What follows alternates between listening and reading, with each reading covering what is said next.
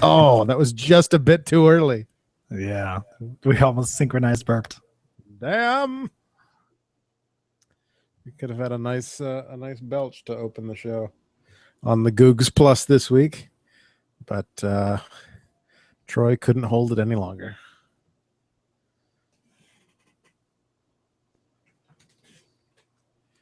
He also couldn't fight this feeling any longer. I don't know the next line of the song. Never mind. Nope, I was that's going the to wrong one sing. again. I was going to sing for the audience that we have, every person listening, and then I was just like, I don't remember the rest of the words of that song. You were going to get us sued by Steve Perry. That's right. I thought we said no more Journey psychouts. What's that? It's a basketball reference. Gotcha. I haven't seen that movie.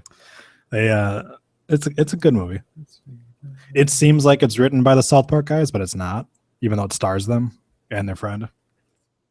What the fuck is the second line of that song? God damn See it. it? I know that I know it, but it's not coming up. All right.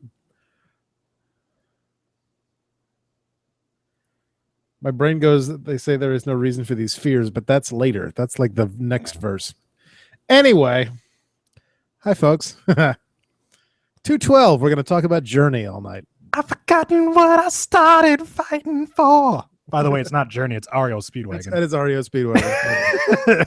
You said Journey, and I got confused. You said Steve Perry. I did. Shut up. I blame you. Oh, I'm very sorry. For those of you born previous or past 1996, that's also what they did on Glee one time. As I'm looking through Googles. The Googles.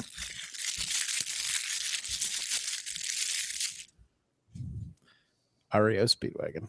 That's right. I have a massive problem with the Divas Revolution. Who is the lead singer of REO Speedwagon? I don't know, some gay guy. Nice. Let's find out. Let's look at the pedias. Did you mean REO Speedwagon? Yes, I did.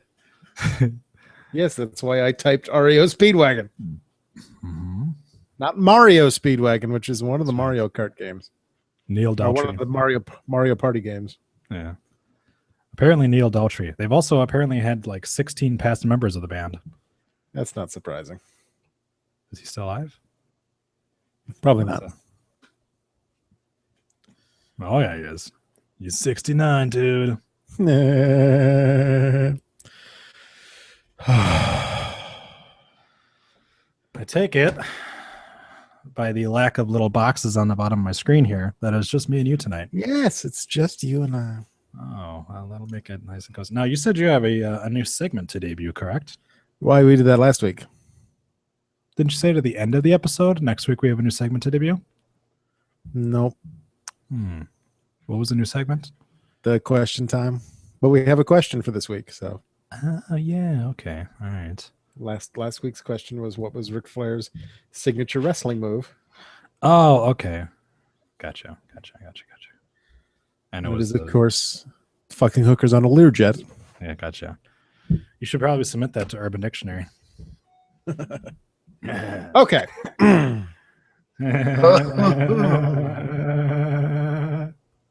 All right. That was weird. Okay. I am ready when you are, sir. What the fuck? I saved it and then I said, hang on. Is that last week? No, that's this week. What the shit? I saved the fucking text file and then I sent it to myself and it did not. We need to have like a technical difficulties in music that just plays when we're having problems. And it did not send me the new version of the fucking thing. You old piece of shit. Goddamn motherfucker. This again now. If I click on that and I click on this. And this better be the goddamn right version this time. Send it to myself. Doink. Let's try this one. That's correct. There we go. All right. I That was a weird laugh. was looking at a picture of Dalton Castle. Ah, I enjoyed Dalton Castle. I thought you may have been looking at Sean's comment on the side here. Oh, I was waiting for Audacity. I didn't even see it. Ric Flair's signature move is telling everyone what a mark for himself he is. Yeah. Oh, burn. It's Chuck Taylor, Tommaso Ciampa, and Dalton Castle. So that happened. Jesus. Yeah. Okay. Enough about this crazy independent wrestling. Let's get to some WWE. Okay, so before we get to that, I just seeing the jellyfish reminded me. The last time you were on, a couple of days later, my supervisor was watching the video of the episode at work and just laughing madly. And she was laughing at the jellyfish, and then at one point you belched, and I said, "Gross," and that was apparently the funniest fucking thing. Nice. In the history of ever. So anyway. So what does your boss think of me?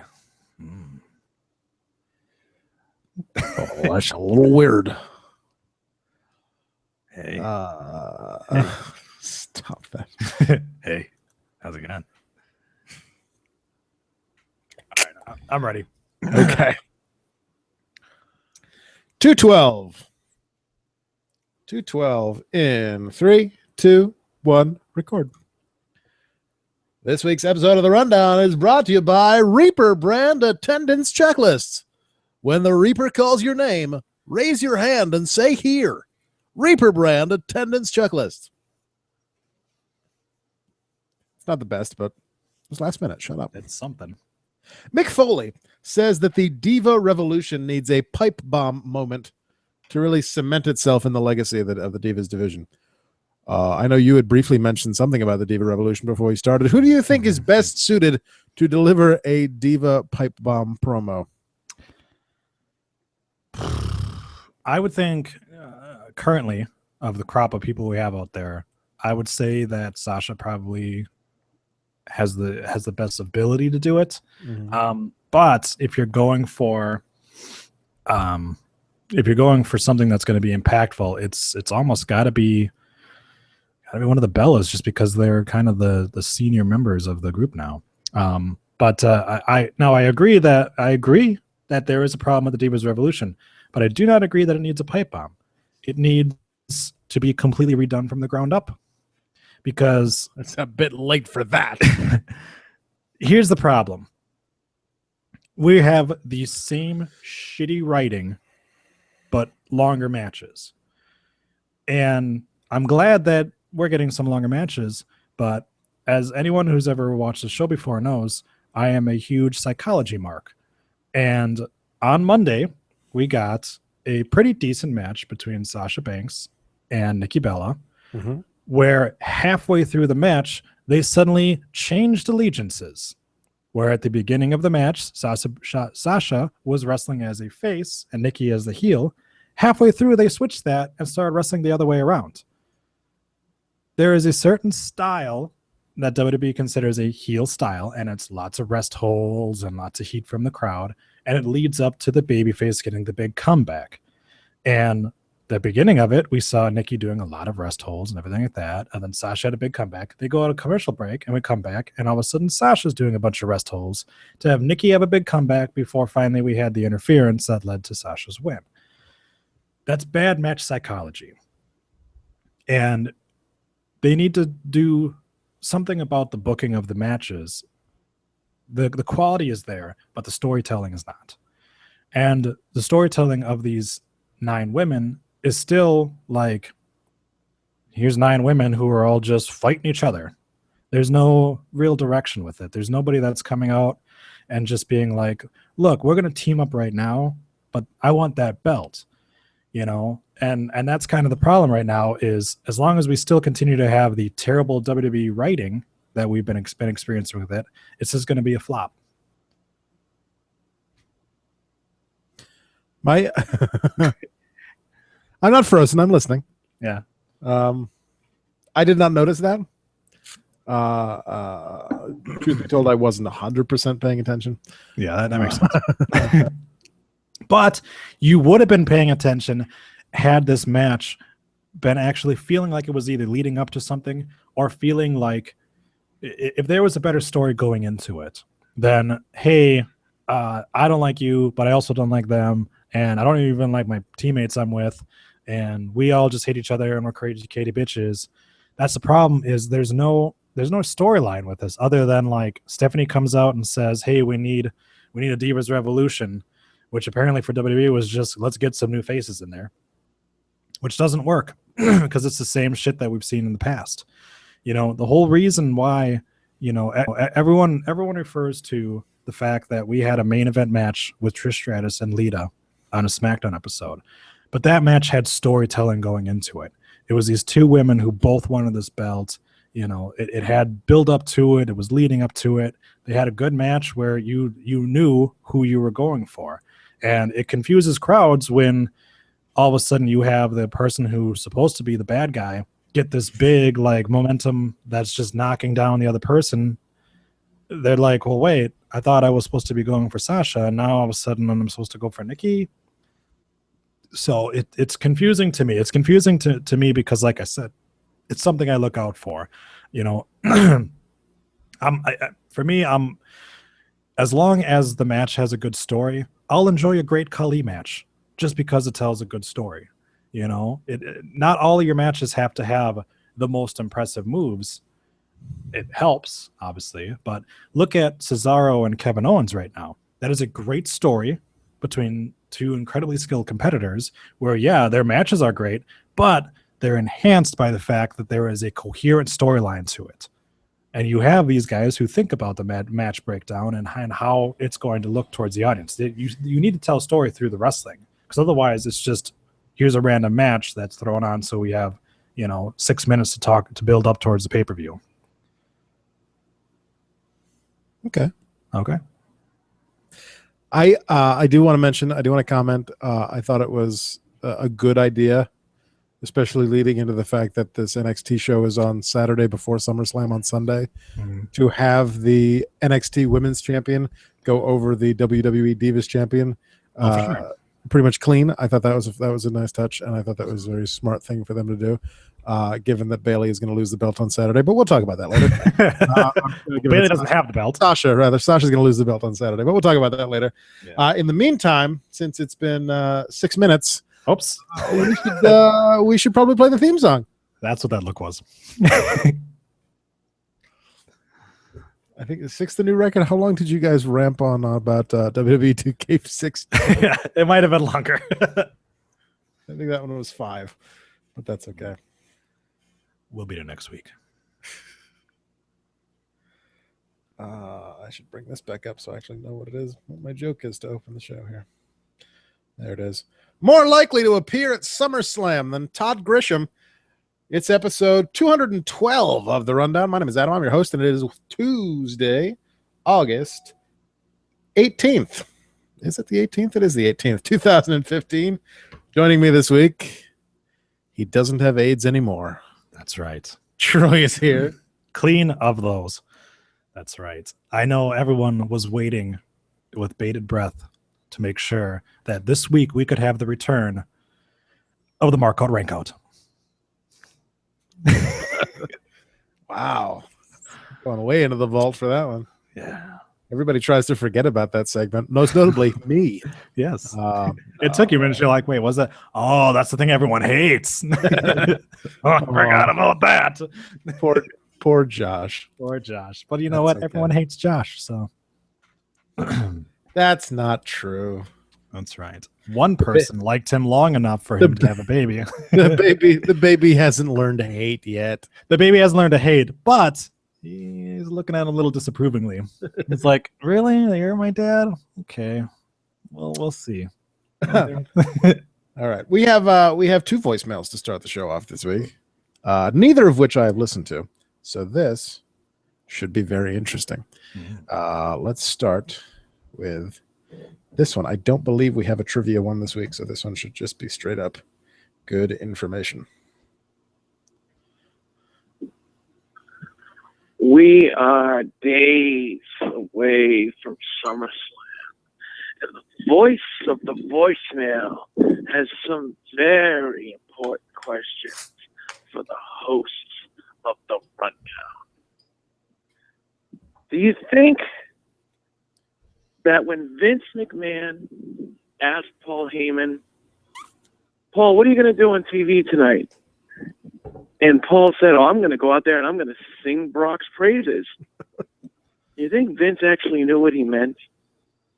You think Vince had any idea that he was going to go out there and sing Brock's praises? That was borderline uncomfortable, I'll tell you that much. That being said, serious question, however. When we start to go into SummerSlam, we go into the NXT Takeover event, Kevin Owens is now booked in 2 matches. A rematch for the NXT title against Finn Balor, and then SummerSlam he fights Cesaro. Now, once again, I feel like they've booked themselves into a corner, because doesn't Kevin Owens have to win the match against Cesaro to avoid being completely buried? You know, everybody said, no, he'll be fine. He'll be fine. And he stands to lose 2 high-profile matches in a row on back-to-back nights in the same arena, because Cesaro's on fire right now. So I don't even see how it would make sense for him to lose. But we all know Owens isn't winning back the NXT title. So Owens is losing to Finn Balor. And then Owens has to beat Cesaro. I feel like that's something that needs to happen. And the only other question I have in regards to SummerSlam is, doesn't Seth Rollins have to beat John Cena? Everything they've done since WrestleMania, Seth Rollins has to win this match. Guys, your thoughts? And I'm sure you'll get into it more during predictions, but there are 2 burning questions that we need to figure out going into SummerSlam. Otherwise, it's going to be a long, long rest of the year until WrestleMania 32. I'll see you guys next week. All right. Question number 1, Paul Heyman singing about Brock Lesnar on Raw. Do you think he wrote that out, or do you think that was ad lib? Because there are a few guys who, if they walk up from the back, grab a microphone, and walk through the curtain, there's not a single person that is going to ask them, "What are you doing tonight?"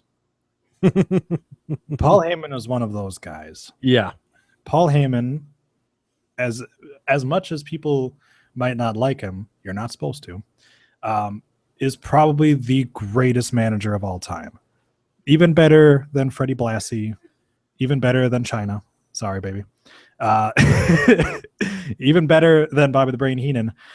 This is a guy who was able to completely sell a feud with having the other competitor not show up on any one of the episodes leading up to the match. This is a guy and his own guy not show up on most of the episodes. Yeah. So I think that no matter what he does, they are just going to be like, okay, hey, we know it's going to work, and if it falls flat next week, people will forget about it because you're going to have another better promo. So yeah, I could see him probably ad-libbing it personally, because I think he's that good. But yeah, it was different for sure, but it was memorable. Yeah, because the reason that struck me is because it was obvious that they had a plan. You know, Heyman had a plan when they went out there, but the crowd reaction, which, I mean, it was expected because they were in Minneapolis, right? But the crowd reaction for Lesnar was, I think, bigger than even they were expecting. Sure. And so Heyman, gets down on his knees and starts, bowing in the ring, and goes, and I think in the back of Heyman's head, it went, fuck it, sing a song. Yep. Because at that point, sing a song until the Undertaker comes out. Right. Because at that point, what else are you going to do? If he would actually have launched into a promo, every other word would have been drowned out by Brock chants or loud cheering or like that. So why not silence the crowd by them just being like, what the fuck is going on right now? Is he singing? Are we watching this? This can't be on TV, right? We must be in a commercial break, right? Yeah, that was impressive. That was impressive work by Paul Heyman. Yeah. And then the Undertaker comes out, and I thought this was a genius move because no one is going to boo Brock Lesnar. Mm-hmm. Not in Minneapolis. I don't think going into SummerSlam, no one is going to boo Brock Lesnar. And so the Undertaker comes out in Lesnar's hometown, home state, home arena, Yep. And what's the first thing the Undertaker does? He kicks him in the balls again. That's right. So the good thing is that we had a little bit of precedent to this, where obviously the first time that Undertaker revealed that he was a shapeshifter after he kicked him in the balls.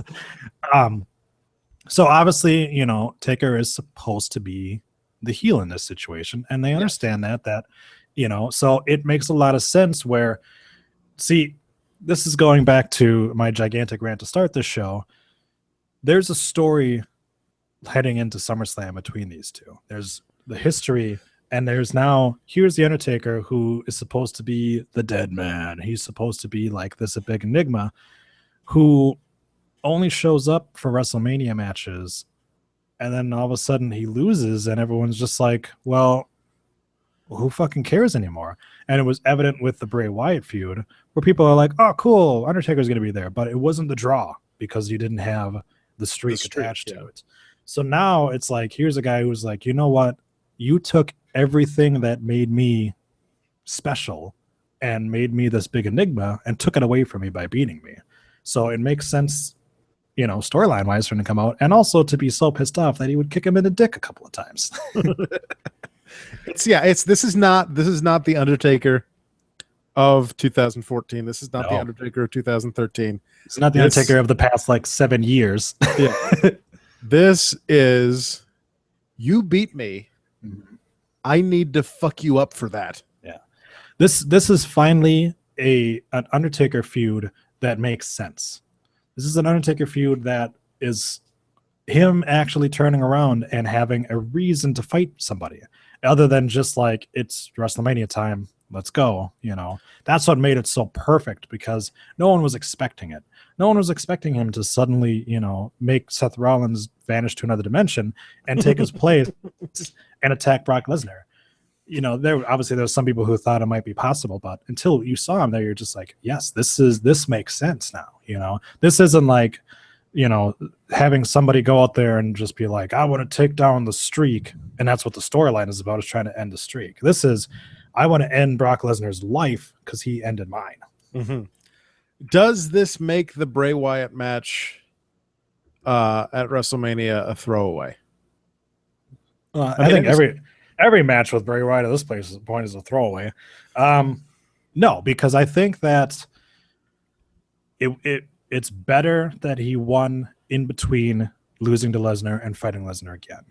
If he would have lost to Lesnar, been gone for a year and a half, suddenly show up again and try to go after Lesnar, if he would lose again, you'd be like, what the fuck do you go from here now? Yeah. So for him to go back at WrestleMania against Bray Wyatt, win, and be like, look, yeah, I'm back. I got my thing. Thanks, by the way, JBL, for continuing to say, he's back. Well, then he leaves for a couple of months, and now he's back again. He's the Pac-Man Jones? Yes. He's bad. Sorry, my bad. He's bad. Sorry. Yep. On the side here, our buddy Sean has the Undertaker's new catchphrase. Dick Kick City, bitch. That's right. So we're gonna have Suplex City and Dick Kick City. Yes. One can only hope. My only hope is that by the time Raw rolls around on October 5th, they're still selling the not personalized but the localized Suplex City shirts, so I can get one at Raw. Nice. Okay, next question that Sal put forth. Kevin Owens.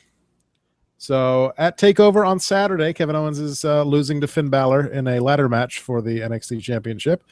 And then on Sunday, he is facing Cesaro at SummerSlam, as Sal pointed out, in the same building, probably in front of much of the same crowd. Probably. If Kevin Owens loses to Cesaro, is that the death of Kevin Owens? No. Here's the thing. Kevin Dunn will be the death of Kevin Owens. As evidenced yet again by the fact on Monday we had repeated zoom-ins on the Fat Owens fat sign in the audience. Yes. And right away we're right back to everyone saying, "Oh, guess who told them to zoom in on that numerous times?" Yeah. There was a report. There was a report this week contradicting a report last week saying that Kevin Dunn wrote the Randy Orton Kevin Owens fat joke. But still, I don't really buy that. But I buy that it was one of his buddies, or that he was probably putting the word out there. So the thing with Kevin Owens is, now I guess we can get into a little bit of spoilerishness here with NXT.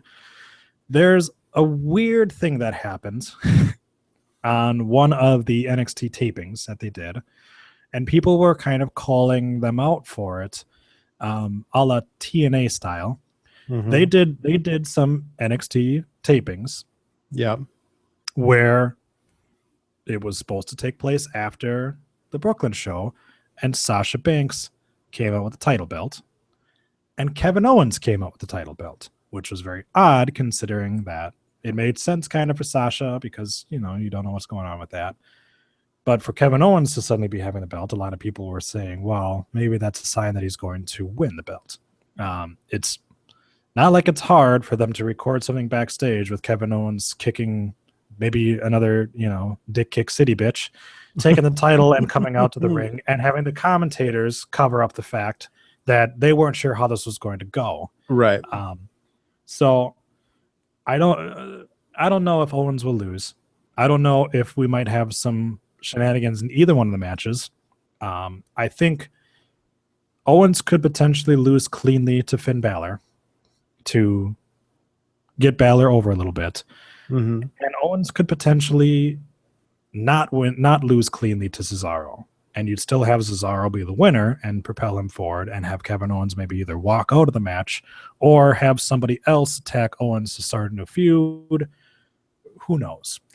I feel like this Owens Cesaro thing is just kind of the start of it. I feel like this might go on for another month or two. So I think either one of them losing at SummerSlam isn't going to harm either one of them that much. Sal's point is that Cesaro is on this big streak right now.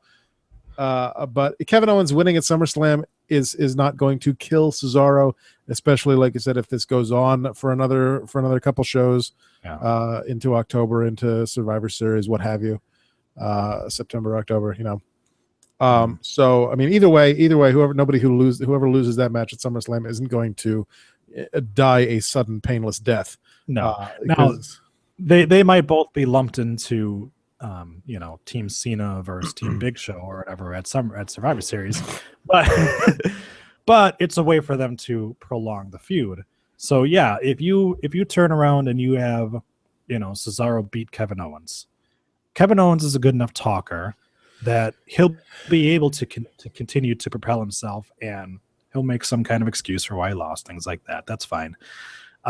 You either have them fight again at Survivor Series, or like I said, lump them into it where they have their kind of standoffs, because that's what we love to do about Survivor Series is we always have a couple of different feuds to make out the rest of the team rosters on it, keep that feud going, and then push it back to the next pay-per-view after that.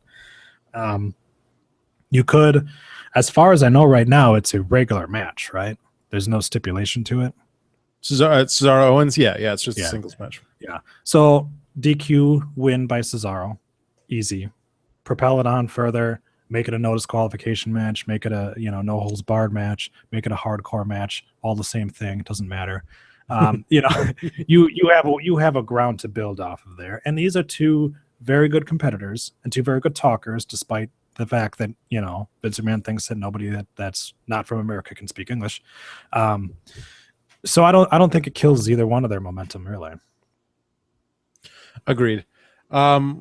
And the third question was Rollins. Okay.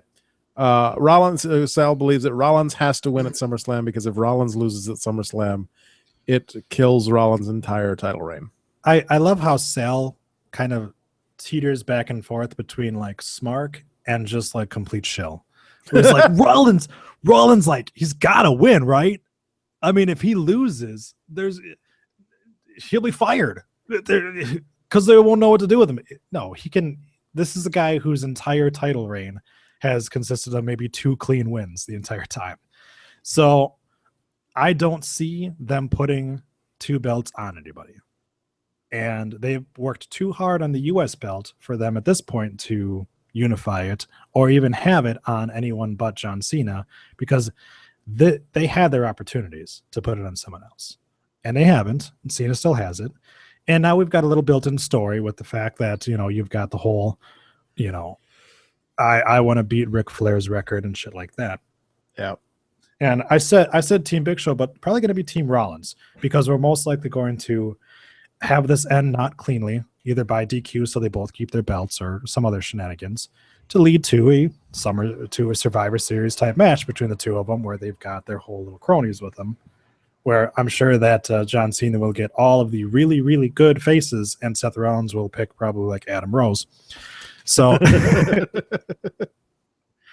but yeah, I love you, Sal, but stop drinking the Kool-Aid. Everything is fine. It's okay. Guys can lose and they'll still be okay. Guys can win and be terrible. Like, Neville. So,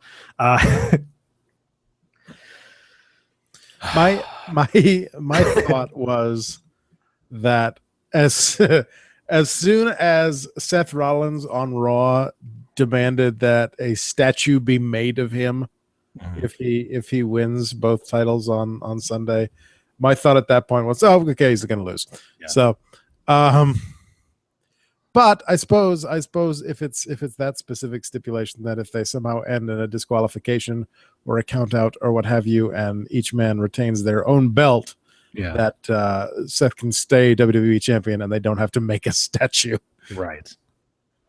And you can either continue with the feud, which is probably the logical thing to do at this point, or you can have him do something else. Now, I'm not sure what they're going to do with the U.S. belt at this point, because you've had a lot of opportunities now where you could have taken the belt off of him and had him go up against Rollins and really be like, look, I want to break Ric Flair's record. So now what do you do? I mean, do you have him just lose it on a random Raw? Or do they have him win on Sunday and then the next night on Raw, have him vacated and put a tournament together of all the guys he's faced in the open challenges minus Sami Zayn and Zack Ryder. And Adam Rose?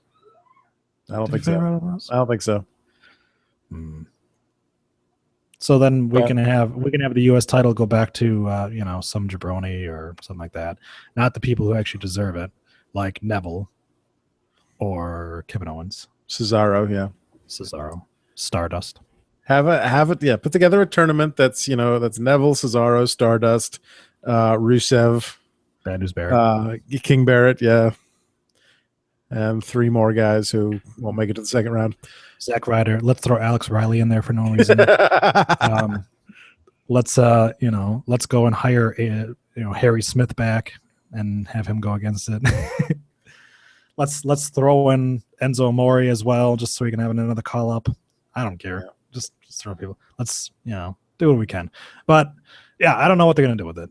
But they spent all this time building it up only for it now to suddenly be like, all right, I've still got this belt.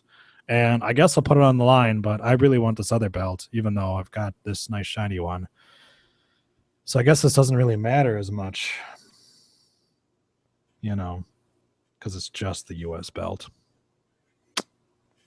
Yeah. Now that I'm the WWE champion, who gives a shit about this? So I am the new WWE champion. The champ is here. I've got 2 of these, so. Do we have like a cancer kit or something I can give this one to? Or he can wear them both around his neck like a scarf again. and look like a total asshole. There's a proper way to wear the belt as a face, and there's a proper way to wear the belt as a heel. Most of the time, faces wear the actual belt. Heels throw it on their shoulder because I don't give a fuck about this title. I'm so awesome. What they don't do, is wrap the motherfucker around their neck and look like an idiot, unless you're John Cena or Bubba Ray Dudley, which that was okay. Or because that was a tag belt, nobody cares. They wear it behind them so they can shake their ass to the crowd. There you go. There's another guy who can be in the U.S. title tournament. I forgot about him. And guess what? So did everybody else. Put Ziggles in there now that he's back. Put Ziggles in there. Put R-Truth in there. Put dig up Andre the Giant. Put him in there too. You got Bo Dallas. You can throw in there. Because Heath Slater, you could definitely throw in there. Yeah, Heath Slater had an open challenge. You could paint the beard back on, Joe Henning, Curtis Axel. Throw him in there too. Damien Sandow. Whatever the fuck Damien Sandow is now. Damien Pink Slip Sandow. Who gives a shit? Throw him in there too. Good Rey Mysterio back. No, let's not do that. No, let's not do that. Because he will kill a fucker. Get Rey Mysterio back. Put him in matches only against John Cena. Yeah. And oops, that's not what I wanted to do. I like when I'm trying to wake up my phone and then I hit the sleep button while I'm entering my passcode, so it just goes to sleep again. Okay. Not like we're doing a podcast or anything here. I'm getting the next voicemail, asshole. Oh. Again, have not listened to this. Do not know what we're about to hear. This should be fun. Good evening, Rundown. This is Chet Winkstead, WOMB TV News meteorologist, the most trusted weather reporter in Butte, Montana for over 40 years. I think, is this a wrong number? What the hell's going on? Why is a famed Montana weatherman Chet Winkstead calling the Rundown? I'm local Emmy nominee in 1999 and 2000, spanning 2 millennia. People often ask me, Chet, what does it take to make it in the cutthroat world of local TV weathermen? I tell them it takes 3 things: creativity, ingenuity, and a pecker so big it looks like a silk stocking full of hamburger meat. That's why he called. Okay. All right. With that in mind, sit back and take notes. I'll give you gumshoes a free lesson as I present to you my 2015 SummerSlam forecast. First up, Kevin Owens versus Cesaro. Dark skies on the horizon for Cesaro, as Owens will rain down a steady barrage of fisticuffs upon him and get the win. Next up, Sheamus and Randy Orton. This contest reminds me of the final 2 minutes of Reservoir Dogs. Mr. White versus Mr. Orange. Sheamus gets the win, but having fans care about either of these men is a rarer phenomenon than Haley's Comet. Dolph Ziggler versus Rusev. I see Rusev picking the victory while Dolph's career slowly deteriorates into a lifeless, barren wasteland. In meteorological circles, we have a term for that. California in 2 more years. They're already running out of water, people. In the tag team clusterfuck, I see the sun rising and a new day dawning as Kofi, Big E, and Xavier regain their titles. Meanwhile, the tag division continues to be as big of a disaster as the 2004 Indonesian tsunami. Neville and D-list celebrity Stephen Amell will inexplicably defeat the team of Stardust and King Barrett, almost as inexplicable as the fact that The Undertaker has a full head of hair on the SummerSlam poster. I see a red arrow coming up, and I'm not just referring to the one in my pants. As for Cody, the forecast calls for a high of maybe someday getting a U.S. title shot, with a low of your father continuously spinning in his grave. My forecast shows Ryback retaining his Intercontinental Championship against the Big Show and Miz, with a strong chance of all 3 men being booed out of the building. The Wyatt family will pick up the victory over Roman Reigns and Dean Ambrose. I see a 60% chance of a clean victory, with a 40% chance of an Ambrose heel turn. Team PCB will defeat Team BAD and Team TIT.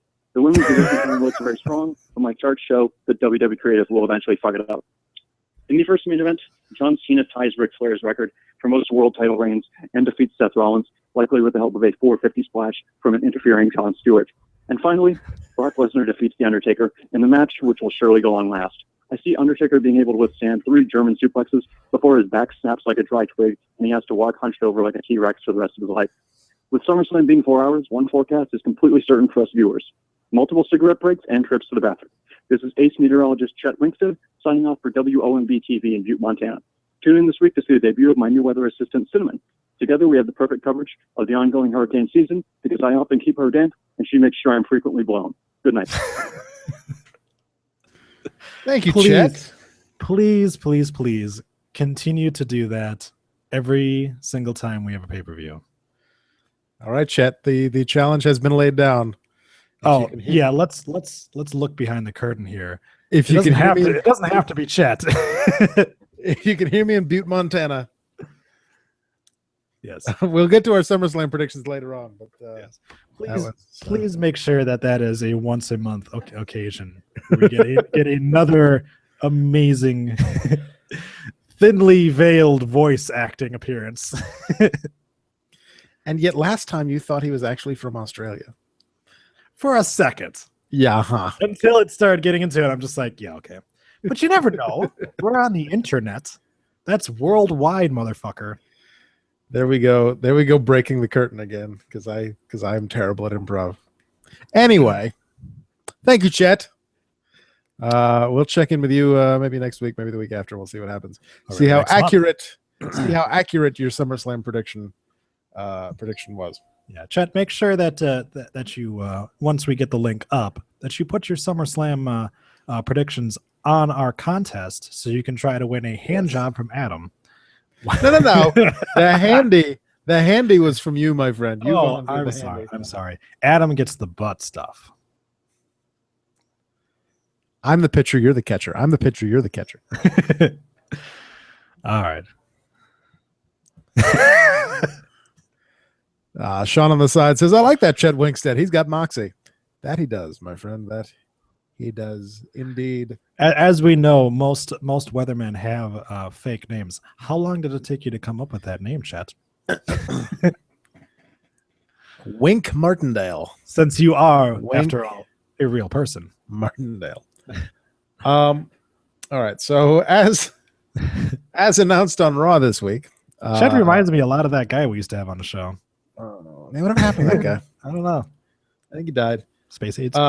So ESPN in their massive coverage of SummerSlam, they had Brock Lesnar on SportsCenter or on some show today, and had him work as the security guard at ESPN.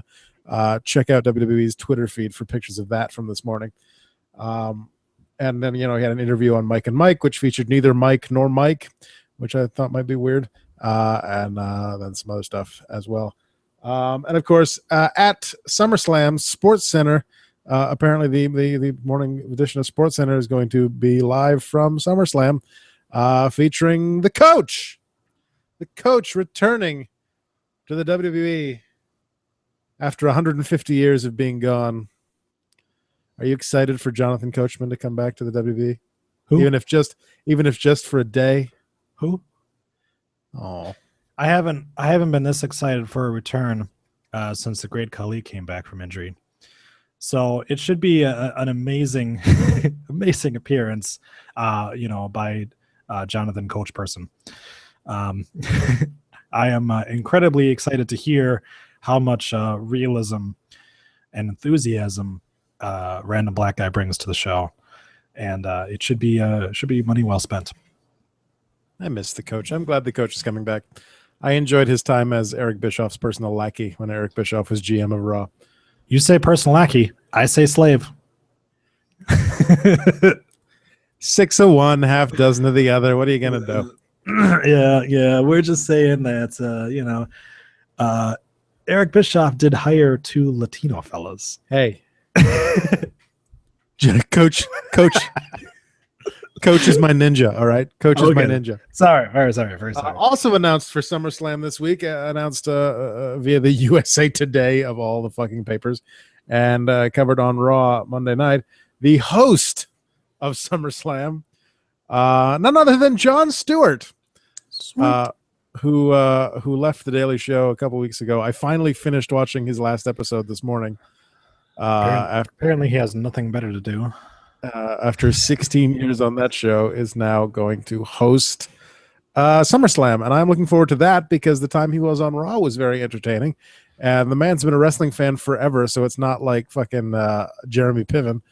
We're back to a great time where it's celebrities that say they're wrestling fans aren't called retarded. So this is cool. I mean, we've got Ronda Rousey, we've got Jon Stewart, Stephen Amell. Anyone else? No, he doesn't really count. He doesn't count? No, it's really cool because not only, you know how it is. For the longest time, we had guest host after guest host after guest host of guys who you could tell had no fucking clue who any of these people were. They were just there for a paycheck, and WWE was just there so that they could get a headline on USA Today or TMZ of, did you see that Hugh Jackman did a hip toss to a wrestler? You know, but now you've actually got guys who know the business, who are fans, and who are not afraid to be like, yeah, I'm going to show up. It's more than just like, hey, here's some local sports team guys in the front row. It's like, hey, look, there's Ronda Rousey, and she actually knows everybody that's here, and got her name, from Rowdy Piper as well. And you got Jon Stewart, who has a long history of being a wrestling fan. So yeah, it's kind of coming back to being kind of cool to be a wrestling fan, not for us, but for other people. If we say we're wrestling fans, people still look at us like, yeah, that figures. Got another voicemail, but I'm hesitant to listen to it. Oh no! One thing we'll get to it. We'll get to that in a second. One thing that I wanted to point out that I keep forgetting to point out about Stephen Amell on Raw the other week is they made a huge deal about how he was the guest star of Raw in the front row as a spectator. And that was strange for sure. And then they made a huge deal about after Stardust shoved him and he jumped in the ring and jumped over the barricade, ran in the ring, started beating up Stardust. They made a huge deal about how he was brought here as a guest host, a guest star, and he shouldn't get in the ring. Am I the only one who remembers that Seth Green fought in a fucking match on Raw when he was the guest host? Yeah, and that somebody was it Piven who fought who did a splash or something from the top rope, and somebody fought with Cena, and there is a precedent for these guest stars to get in the ring and actually fight. Yeah. So for them to make this huge deal about, you want a match? Well, I'll send papers to your lawyer, and then your lawyer can sign them. It's happened before. This is not the first time this has happened. We literally are a few months removed from Seth Rollins threatening to kill 2 former wrestlers who were guest stars. we had, as I already mentioned, Hugh Jackman do a hip toss on was it Dolph Ziggler? He punched Ziggler in the face. What else did we have? I feel like we had some random wrestler get powerbombed through a fucking table. Sheamus got Machine Gun Kelly. You're talking about Machine Gun Kelly. Mark Cuban got speared through a table by Sheamus. That was the other way around. Yeah. Let's not forget that the guy who's going to host our pay-per-view here low blowed our champion a couple months ago. Yeah. He was kicked Seth Rollins in the nuts. Yeah. Yeah. Yeah. This is more of the stupidity of it. Would it really have been that bad for them to take Stephen Amell and put him right next to the commentary table to do guest commentary, and you would still have Stardust be able to go over there, yell in his face, and have him jump? Yes. What was the point of putting him in the front row? I know we saw him in the front row before. It just made it more fucking awkward because it's like, tonight on Raw, guest star Stephen Amell is going to watch from the crowd. He's not going to do anything. He's a guest star. Let's put it. He's a guest here. He did have to pay for a ticket, and we don't really have anything planned for him. I mean, we were going to do a Miz TV thing with him, but we had to cut it. So I guess put him in the front row. I don't know. Fuck it. Yeah. Fuck it is a good thing. All right, let's see what this voicemail might be. It's not from me. I think this might be trivia, actually, just based on the number that it came from, but we'll see. Nope, there was nothing there. That was the entire message. Nothing. Okay, thanks for that. This is what happens when you get your trivia from a pothead. That was a waste of time. Anything else in there? He'll call back in a little bit and try to order a pizza from us. Thanks, Sal. Okay. Question of the week this week. You let us down, Sean. Again, Again, we started this segment last week where I get emails from the website Quora because I have answered questions about wrestling in the past. They send me that makes me qualified to be asked to answer other questions about wrestling, or Quora just sends me questions they think I might know the answer to. This week's question of the week from the brilliant users of Quora: what are Undertaker eyes? What are Undertaker eyes? Yep. This is a legitimate question that appeared on this website. Not only is it asked to answer. Not only is it a legitimate question that somebody asked, but well, let's not say it's not a legitimate question. It's an actual question that someone asked. It's not a legitimate question. Yeah. What are Undertaker eyes? Well, I know what Kurt's 3 eyes were. Yeah. So what would be the Undertaker's eyes? We need to. Can we get Michelle McCool in here and she can ask about the Undertaker's eyes? Because I bet they're dreamy. So I'm gonna say that the Undertaker's dreamy eyes are at this point irrelevancy. Oh. A burn right out of the gate. That's right. There's not a lot of words that start with I. So Undertaker eyes. See, this is the problem. Is like you hear something like that, you're like, well, I know the real answer. Yeah, but that's not funny. Exactly. Given that he's an old man at this point, one of them is probably indigestion. Yep. And incontinence. Indigestion, incontinence, and irrelevance. The Undertaker eyes. And in vitro. Okay. There we go. Answered. Asked and answered. There you go, Quora. There's your answer for the question of the week. Okay. Like I said, we don't have a trivia this week, so we're just going to do this.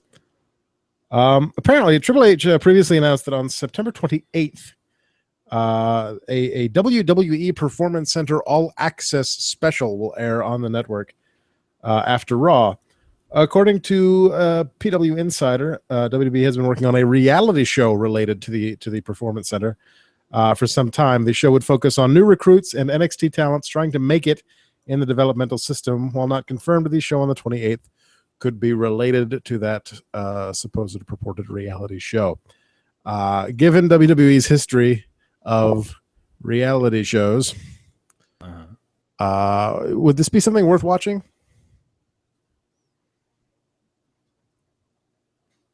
No. Okay. The silence was deafening. I would be intrigued. It's difficult. It's really difficult because the Tough Enough reality show is atrocious.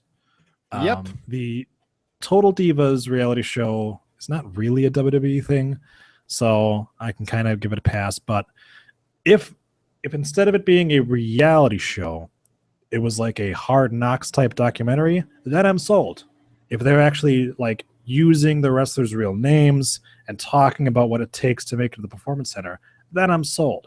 But if they're going in and be like, Enzo, you've got this huge match coming up. What does it mean for your career? And he starts cutting a promo on it, I'm out. Because I don't need to see that. I can see that once a week on a show.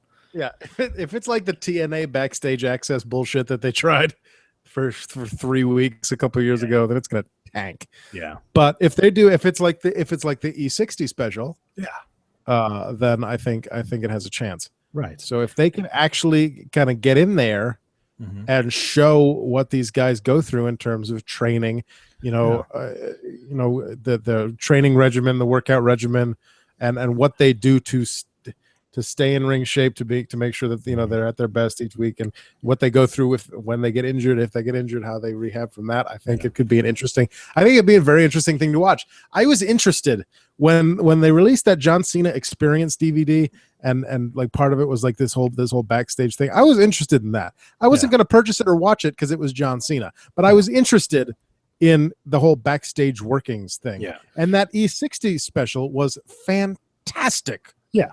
For See, that. and this has been my problem with Daniel Bryan's book. Half of it is the stupid like WWE hype machine, and the other half of it is Daniel Bryan talking about some real shit and talking about his past and things like that. I'm interested in the real stuff. I'm interested in like, hey, I'm Bryan Danielson, and this is what I had to go through. This is my eating regimen. This is the times that I've been fucked over by New Japan. I'm interested in that stuff. What I'm not interested in is watching them try to boost a guy's character. And I think you can. I'm Bryan Danielson. This is why I got fired after choking Justin Roberts with his own tie. I haven't got to that point yet, but I'm sure it's there. So yes, if they do it that way, drop the reality show portion of it and do more of like an NXT documentary or a performance center like weekly check-in where they're like, hey, here's Uhaa Nation, who you might know as Apollo Crews. Mm-hmm. Here he is working out to be an even more gargantuanly huge jacked muscle man. And over here we've got Sarah Del Rey. You don't know her. You've never seen her unless you watch the indie stuff, but she's the reason why we have good women's wrestling. Here she is trying to take that dumb cunt Eva Marie and make something out of her. Yeah. If they try, I mean, you know they will. I was going to say if they try to kayfabe it at all, but you know they will. It's probably going to be shitty. Yeah. I will give it a shot because I am interested in the concept, but it's probably going to be shitty. Right. See, there is a reason why we have, like I referenced it already, people will tune in and watch Hard Knocks, which is a behind-the-scenes look at an NFL training camp, because they want to know this. Hard Knocks, the Chris Benoit story. No, I was not talking about Hard Knocks. I'm talking about sports ball again. So there, on the home box offices, there is a show about the sports ball preseason training camp stuff, where they look into, the lives and the real experiences of 14 strangers put into a house. Oh, sorry, that's real world. The real world. Okay. No, sorry.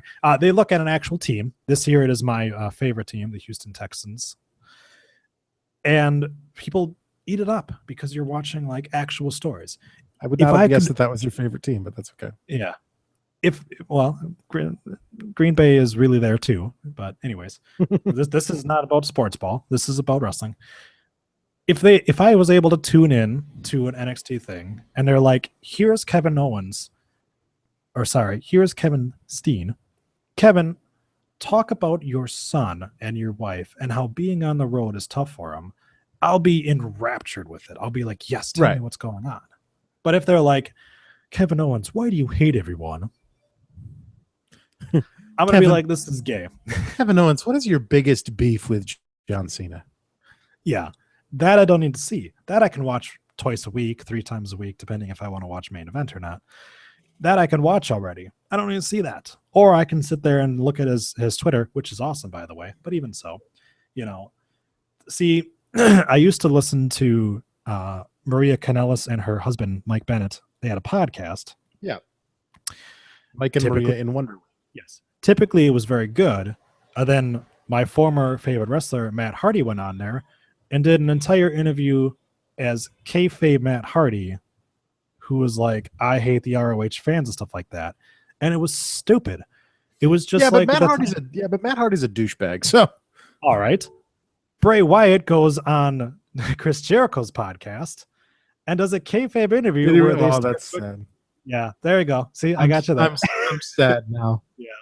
So that happened, and it was stupid. It makes a hell of a lot more sense when Sheamus can go on Chris Jericho's podcast and talk about the stuff he did before WWE, and talk about like, I'm getting ready for this big match, and I'm really excited about it. And he can be himself and be like, oh yeah, it's gonna be such an awesome match, and not have to be like, I'm gonna beat that fella's ass, We've shattered kayfabe so much that it's thinly held together by scotch tape and bubble gum. So I think it's okay if we can make a show and be like, yeah, we know that this isn't. Was that a Roddy Piper reference? It could be. It is now. That's my favorite thing about the art of wrestling.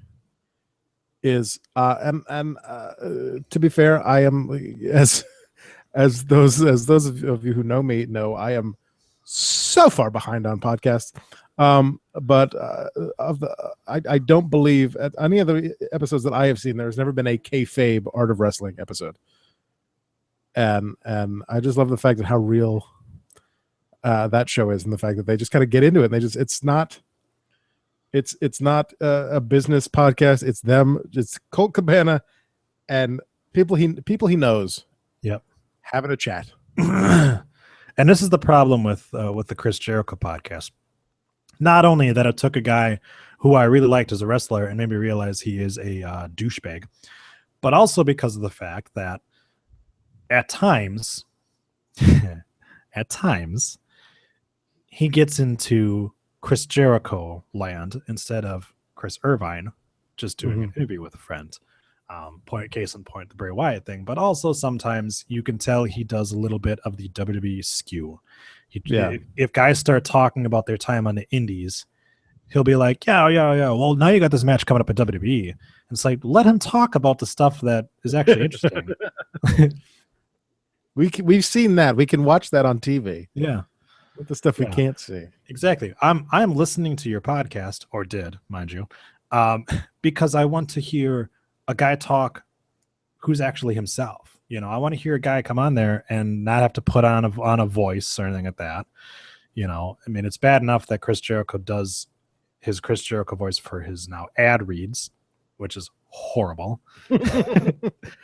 But again, I am ridiculously behind on podcasts, so I have not heard. All you gotta do is hear one, and you've heard all the beginnings. I have not heard any episodes of Talk is Jericho. I have not heard any episodes of the Ross Report.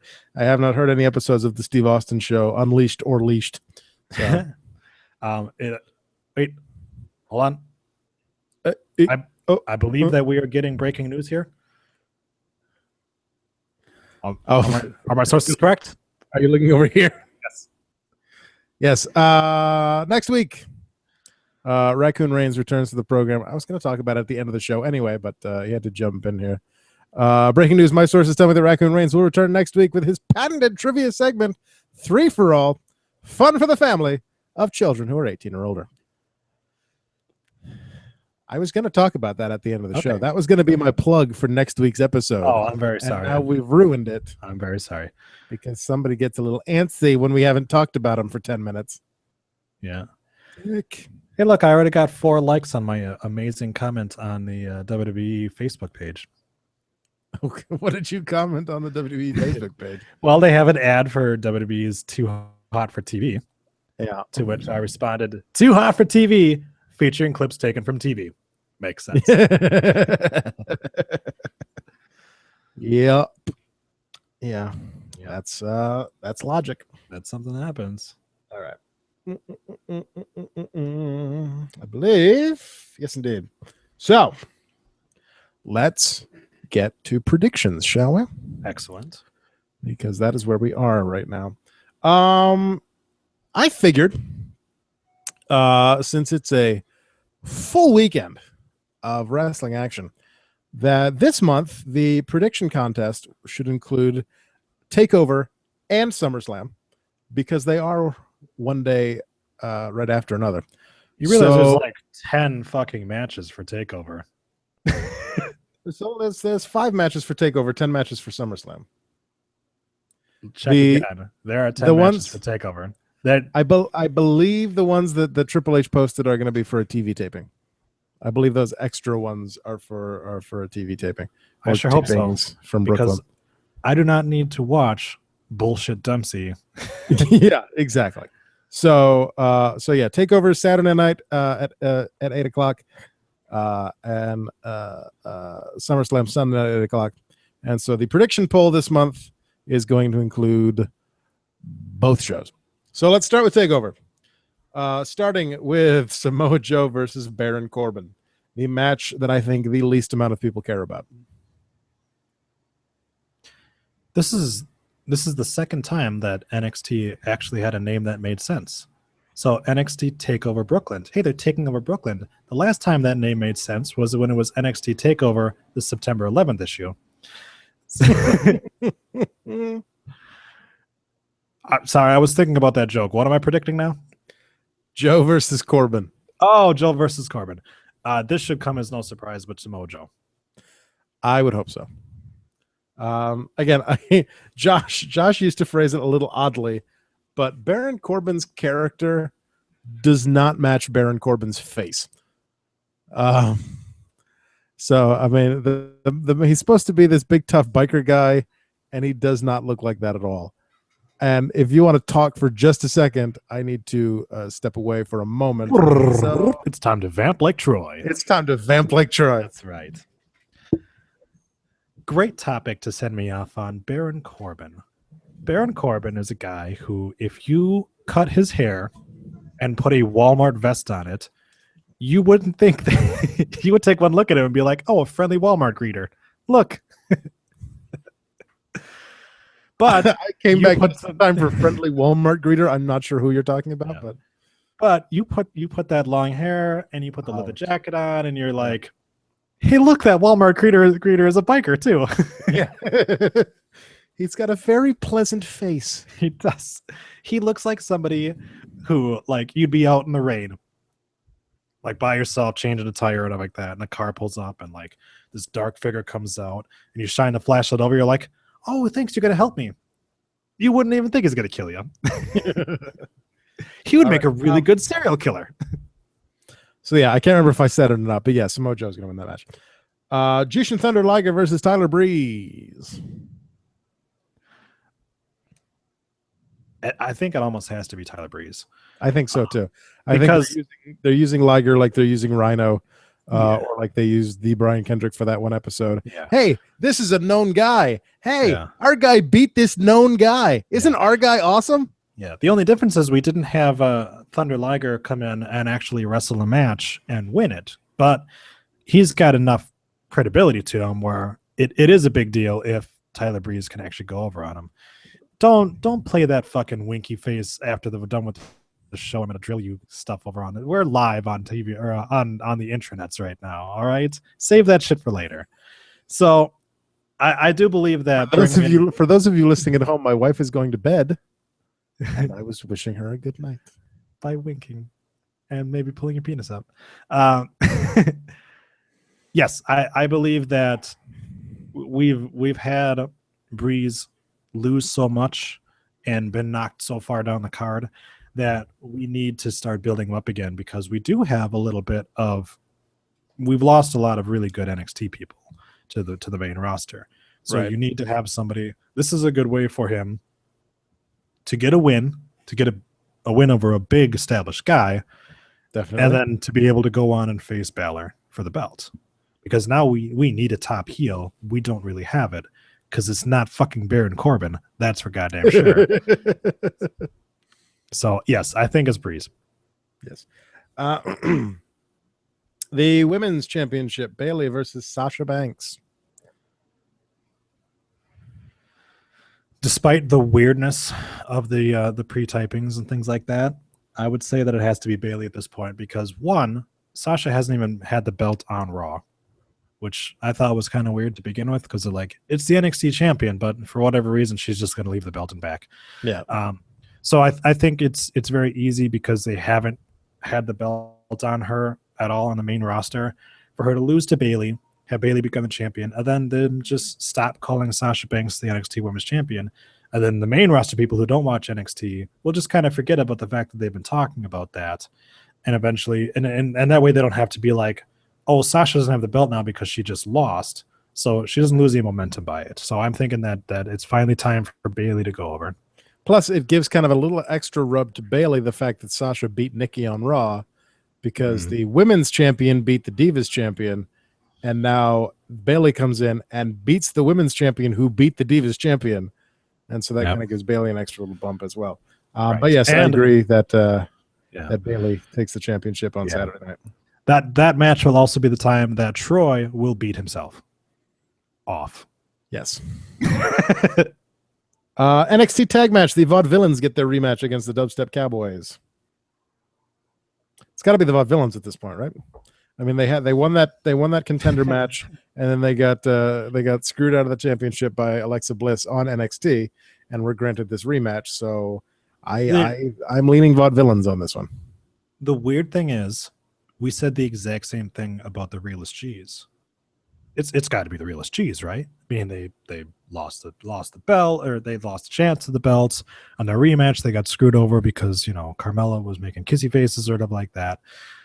But I do believe that it is time for the Dubstep Cowboys to lose the belts. And I do think that the Vaudevillains are going to win. But I think it's probably going to be because we're going to get a new female member of the Vaudevillains. Okay. And from there, we can keep the feud going and keep, because let's be honest here. The Dubstep Cowboys are a vehicle to get Alexa Bliss over. Whereas the Vaudevillains don't need a woman, but it would be good to have a new debuting woman counteract Alexa Bliss. Then you can kind of spin Bliss and that woman off to their own kind of feud and have the Vaudevillains be the champions. And then the Dubstep Cowboys eventually just kind of fade into obscurity. Aww. So, I like the Dubstep Cowboys. I did too. It's just that their entire booking has been incredibly odd from the get-go. From their surprise victory, taking the belts to begin with, to then, suddenly, I was glad they turned heel, but then to retain the belts by getting Alexa Bliss, which I like because I like Alexa Bliss, and then now the kind of weird, back and forth kind of, are they rapists? Because they were kind of talking rapey to Carmella, or are they, I don't know.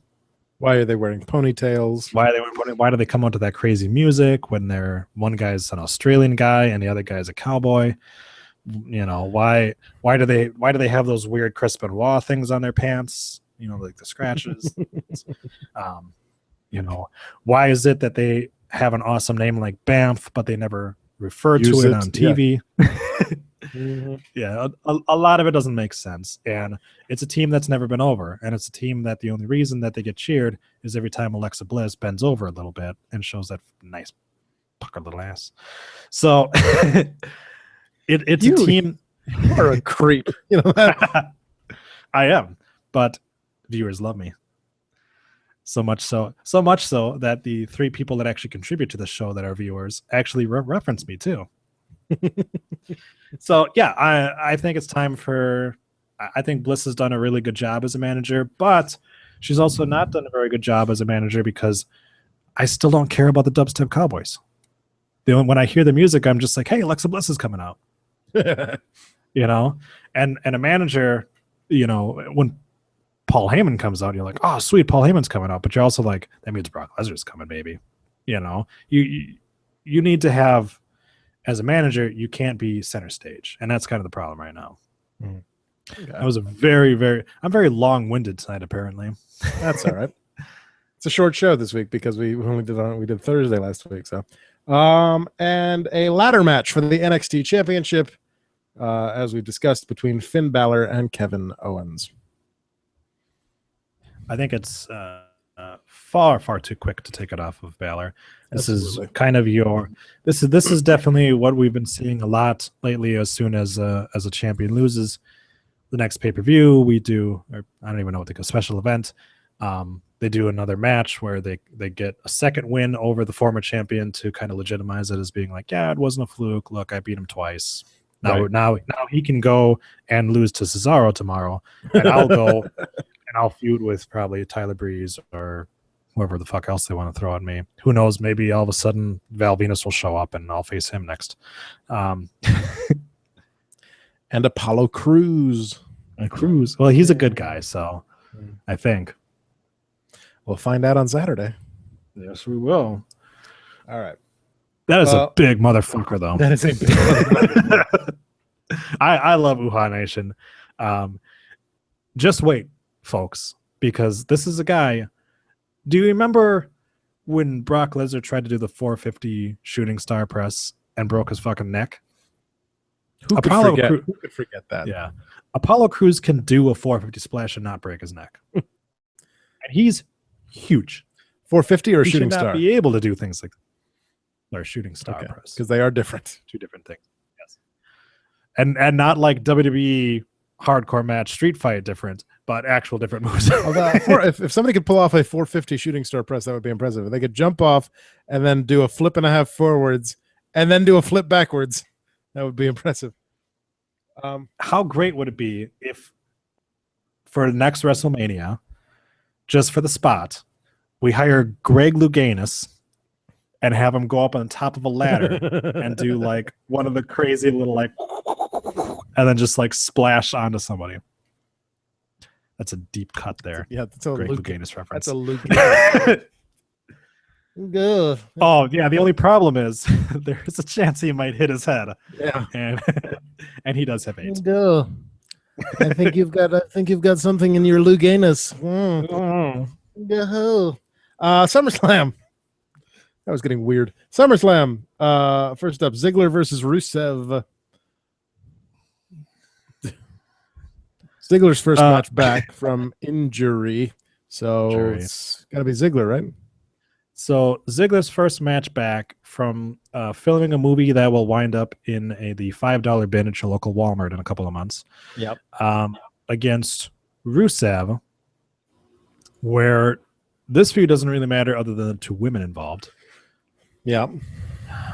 I'm going to say Ziggler, but I don't care. Yeah, pretty much. Pretty much. Ziggler is being wasted. I know I'm supposed to care. I just don't. Okay.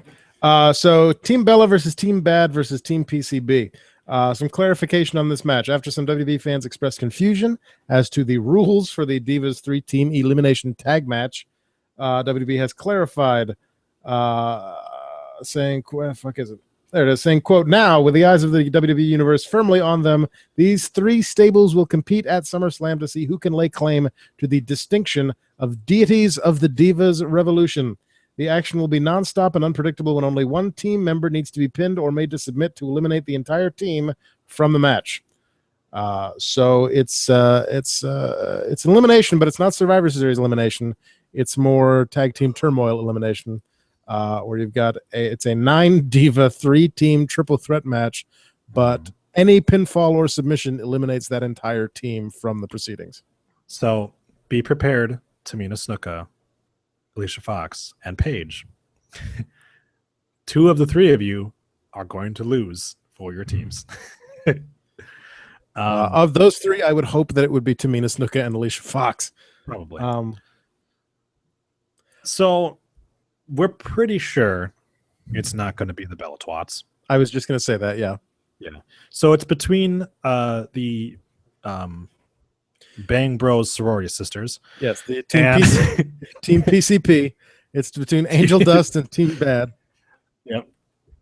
So here's the kind of issue, and it's been the issue since we formed these little threesomes. Sasha Banks is saddled with 2 divas that WWE doesn't give a fuck about. So in a singles match, Sasha can beat the champion. On a team match, she's not going to win because Sasha Banks, a former Funkadactyl, and did you know she's Jimmy Snuka's daughter? That's right. That's right. That's right. Did you know that her dad once killed somebody? A hooker, no less. Yes. Could have been her mom. We don't know. It could have. It very well could have. Also, did you know that Tamina and Naomi are family?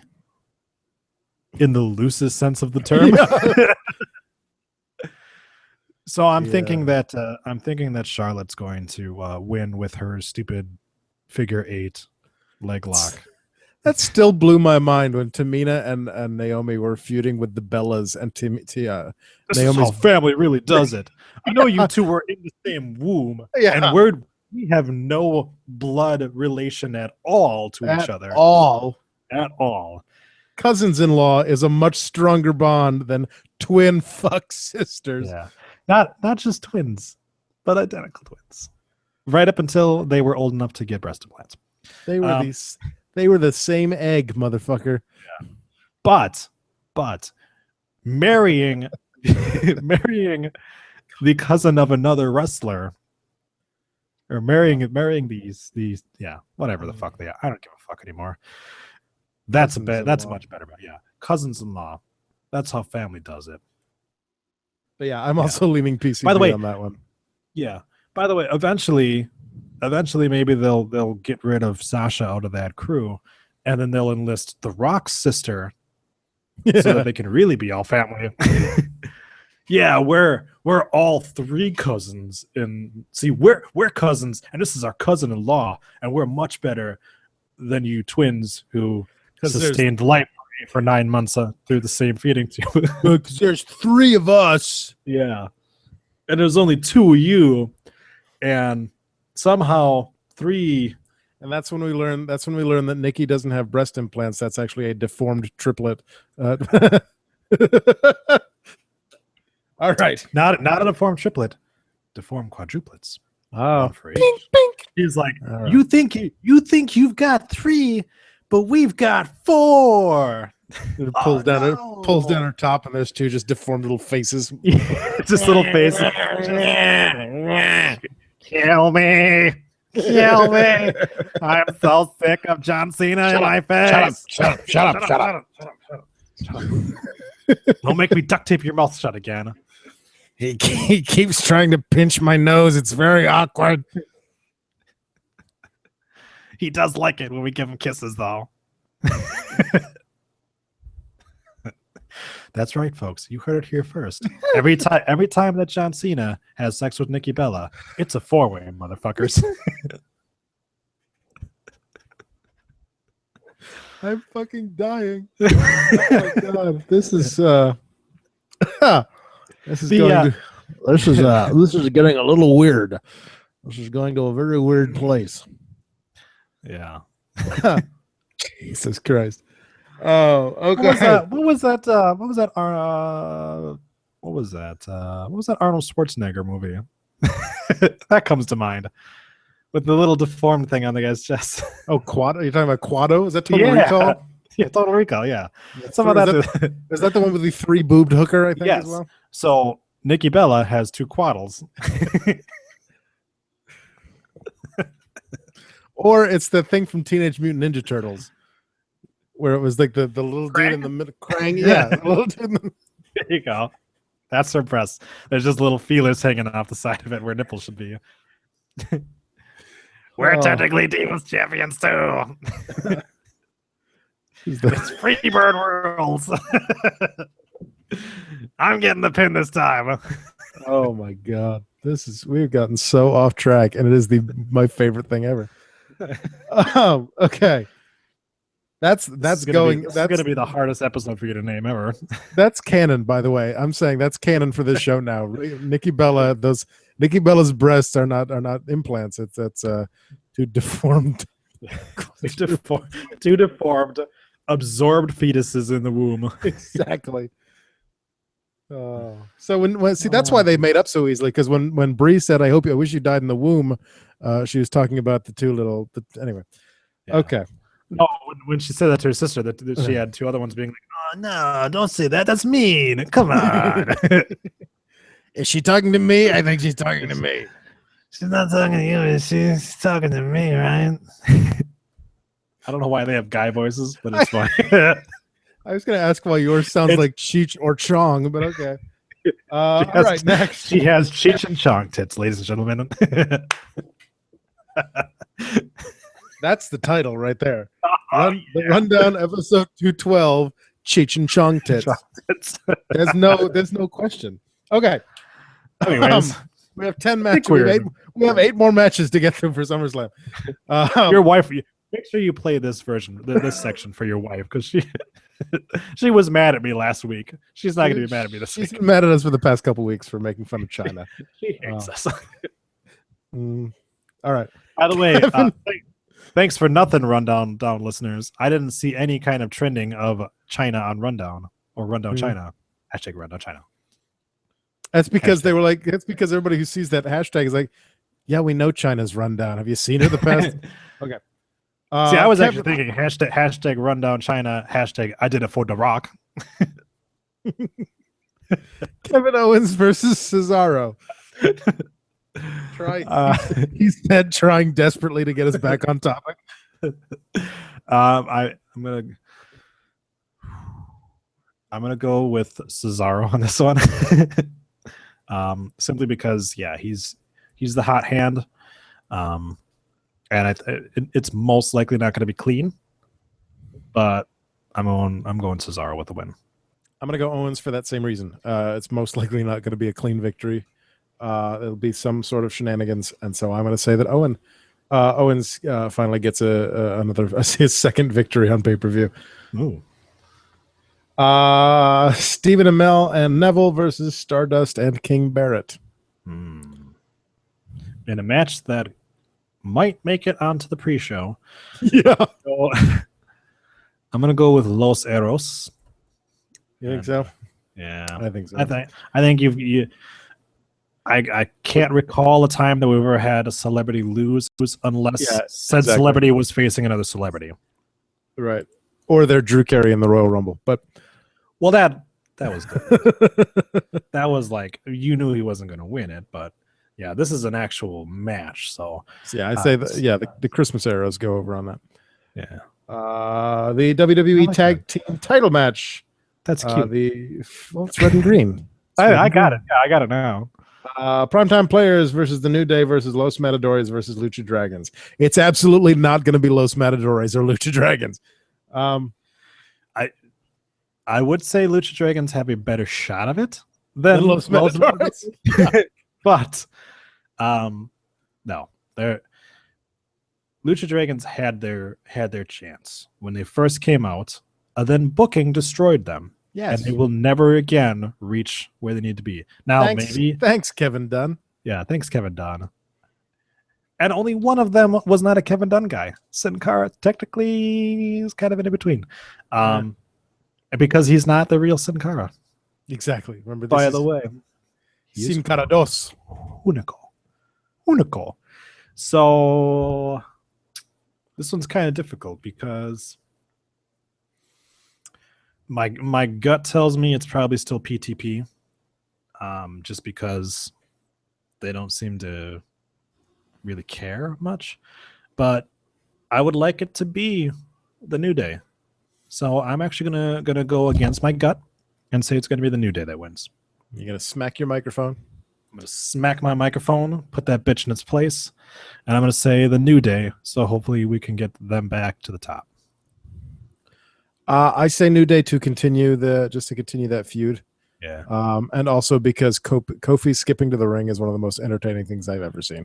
Those guys are actually one of the most entertaining acts every week. Kofi skipping to the ring, Big E shaking it. Yeah.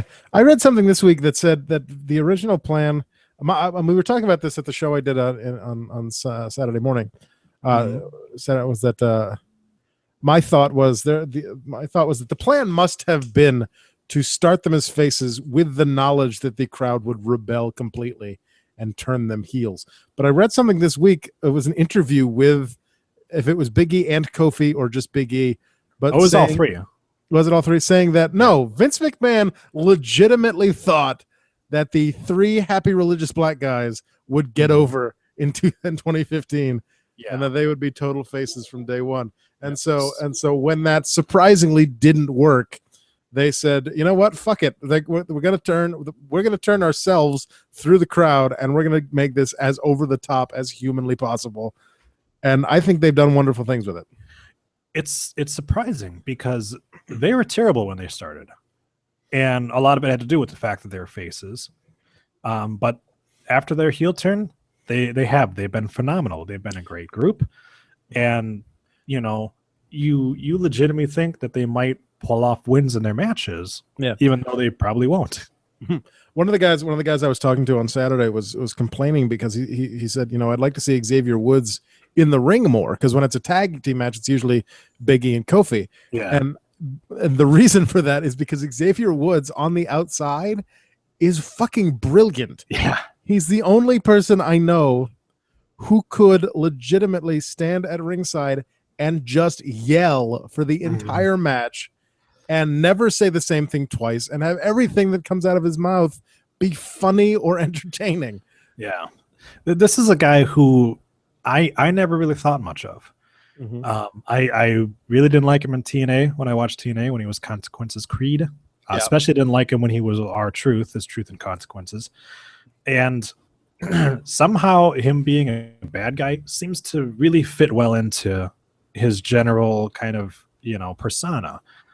He's a lot bigger of a guy than he looks than he should be, like muscle wise. But on top of that, I mean, we know he's a very intelligent guy. And typically when you've got really intelligent guys, they play off better as heels because they can kind of boast that. When you hear like a phase be like, yeah, I've got a really high IQ, you kind of want to punch him in the face. So it makes more sense for a heel to be like, I have a really high IQ, and you're like, oh, I fucking hate you, Xavier, you smart black guy. But yes, his selling, his facial expressions, his just general like enthusiasm for the match is what makes it good. The promo that they cut on Raw, where everybody was rhyming, and then Xavier just goes off on a tear. Yeah, I think that was fucking amazing. This is a guy who for sure has a promising career ahead of him. Maybe not in the ring, but definitely as a commentator. I would love to see him eventually take over for Booker T once that guy either dies or someone realizes that they've hired Booker T for commentary. But yeah, I mean, this is a group that probably shouldn't have existed to begin with, and should not be as successful as they were, and as over as they were. I mean, they're bad guys, and people were, they were getting a reaction. The whole New Day sucks thing has been awesome too. Yeah. Anytime that you can get Cesaro stomping along to New Day sucks, it's a great thing too. So yeah, I was surprised. The fact that this started as Nation of Domination 2.0 and then disappeared forever to the point where most people forgot about the fact that these guys are actually doing things together.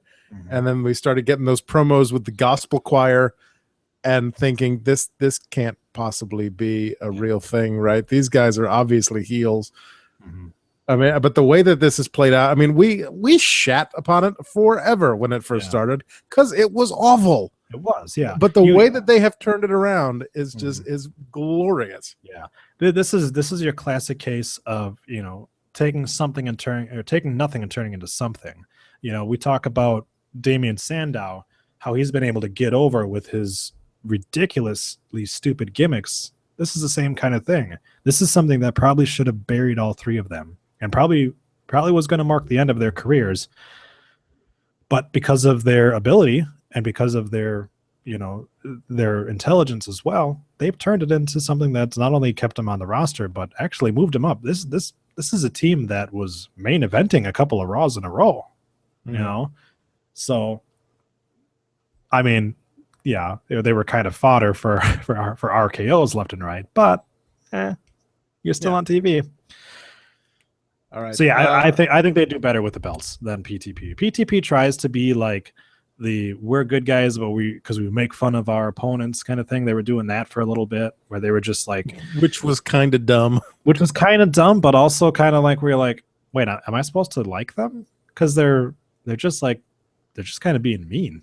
They're kind of making fun of other people. They're not, it's not what you expect from a good guy. It's cool if you can make fun of them in like a comical way, but when you legitimately are just like put shoulder pads on with cones and you're like, yeah, we're the Ascension, like that's childish shit. That's like fucking Sonic commercial childish shit.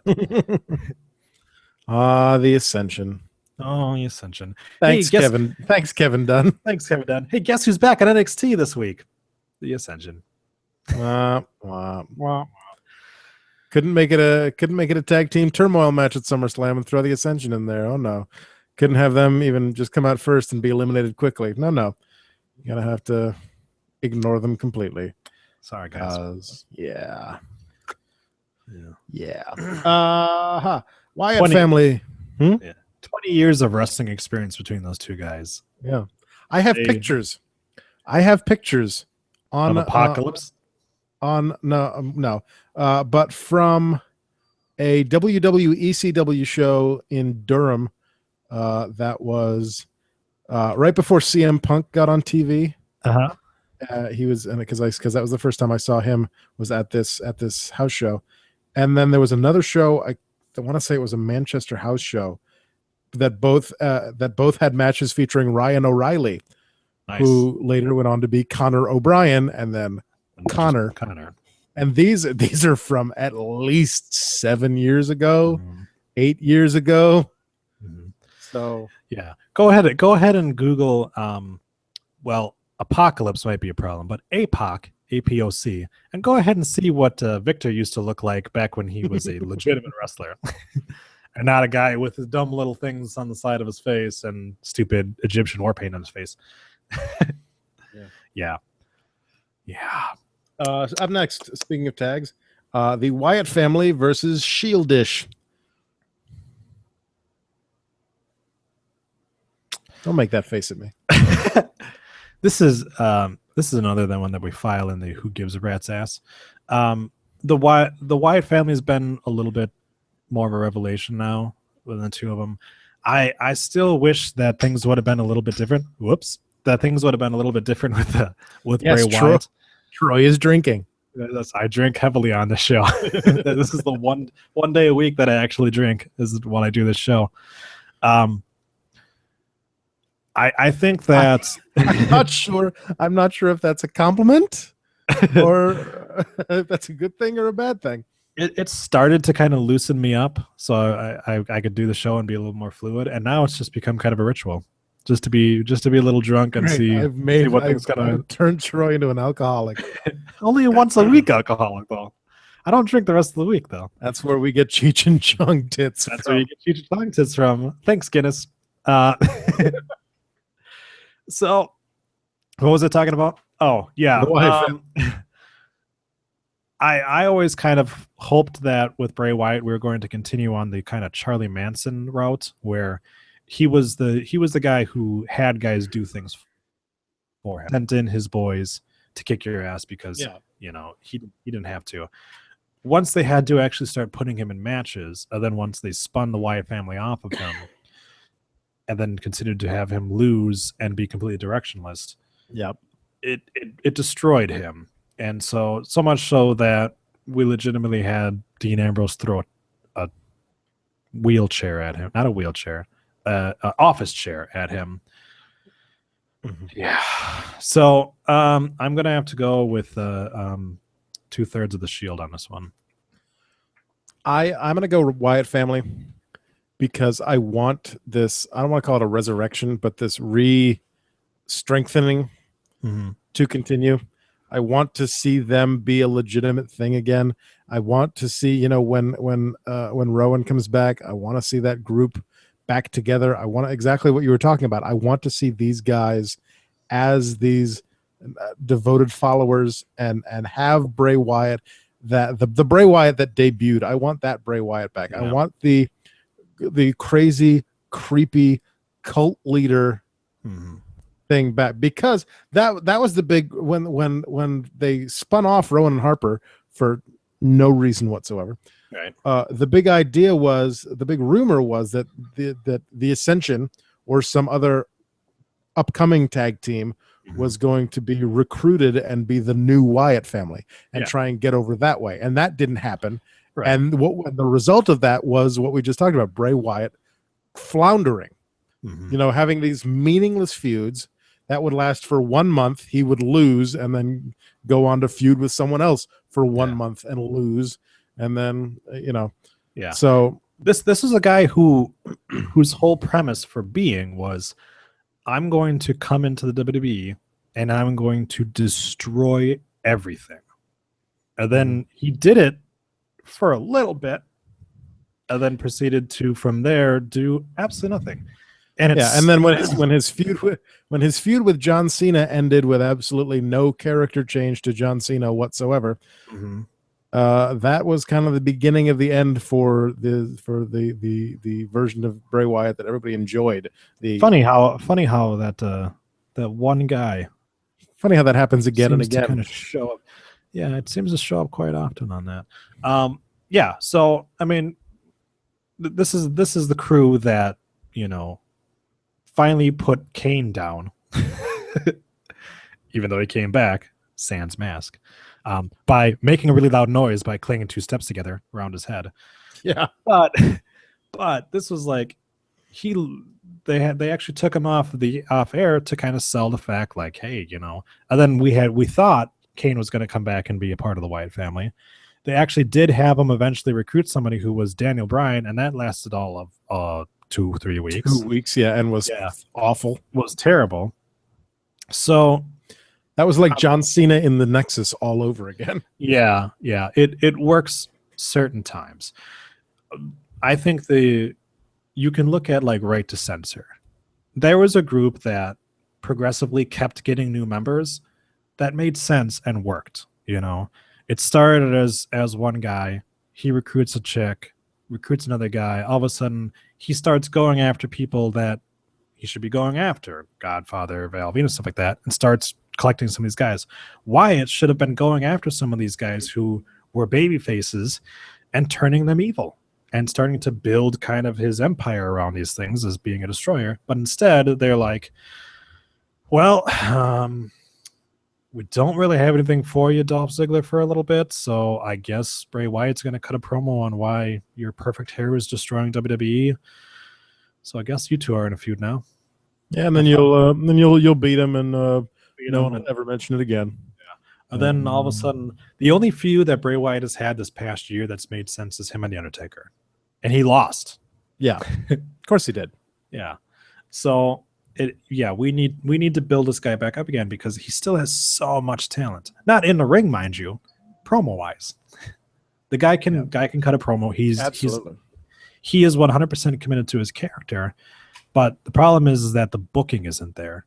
The writing could be there, but yeah, you need him to start going after these guys who are your baby faces and being like, look, I'm going to destroy you because these people these people are feeding into your like, oh, I'm the good guy, you love me and everything like that.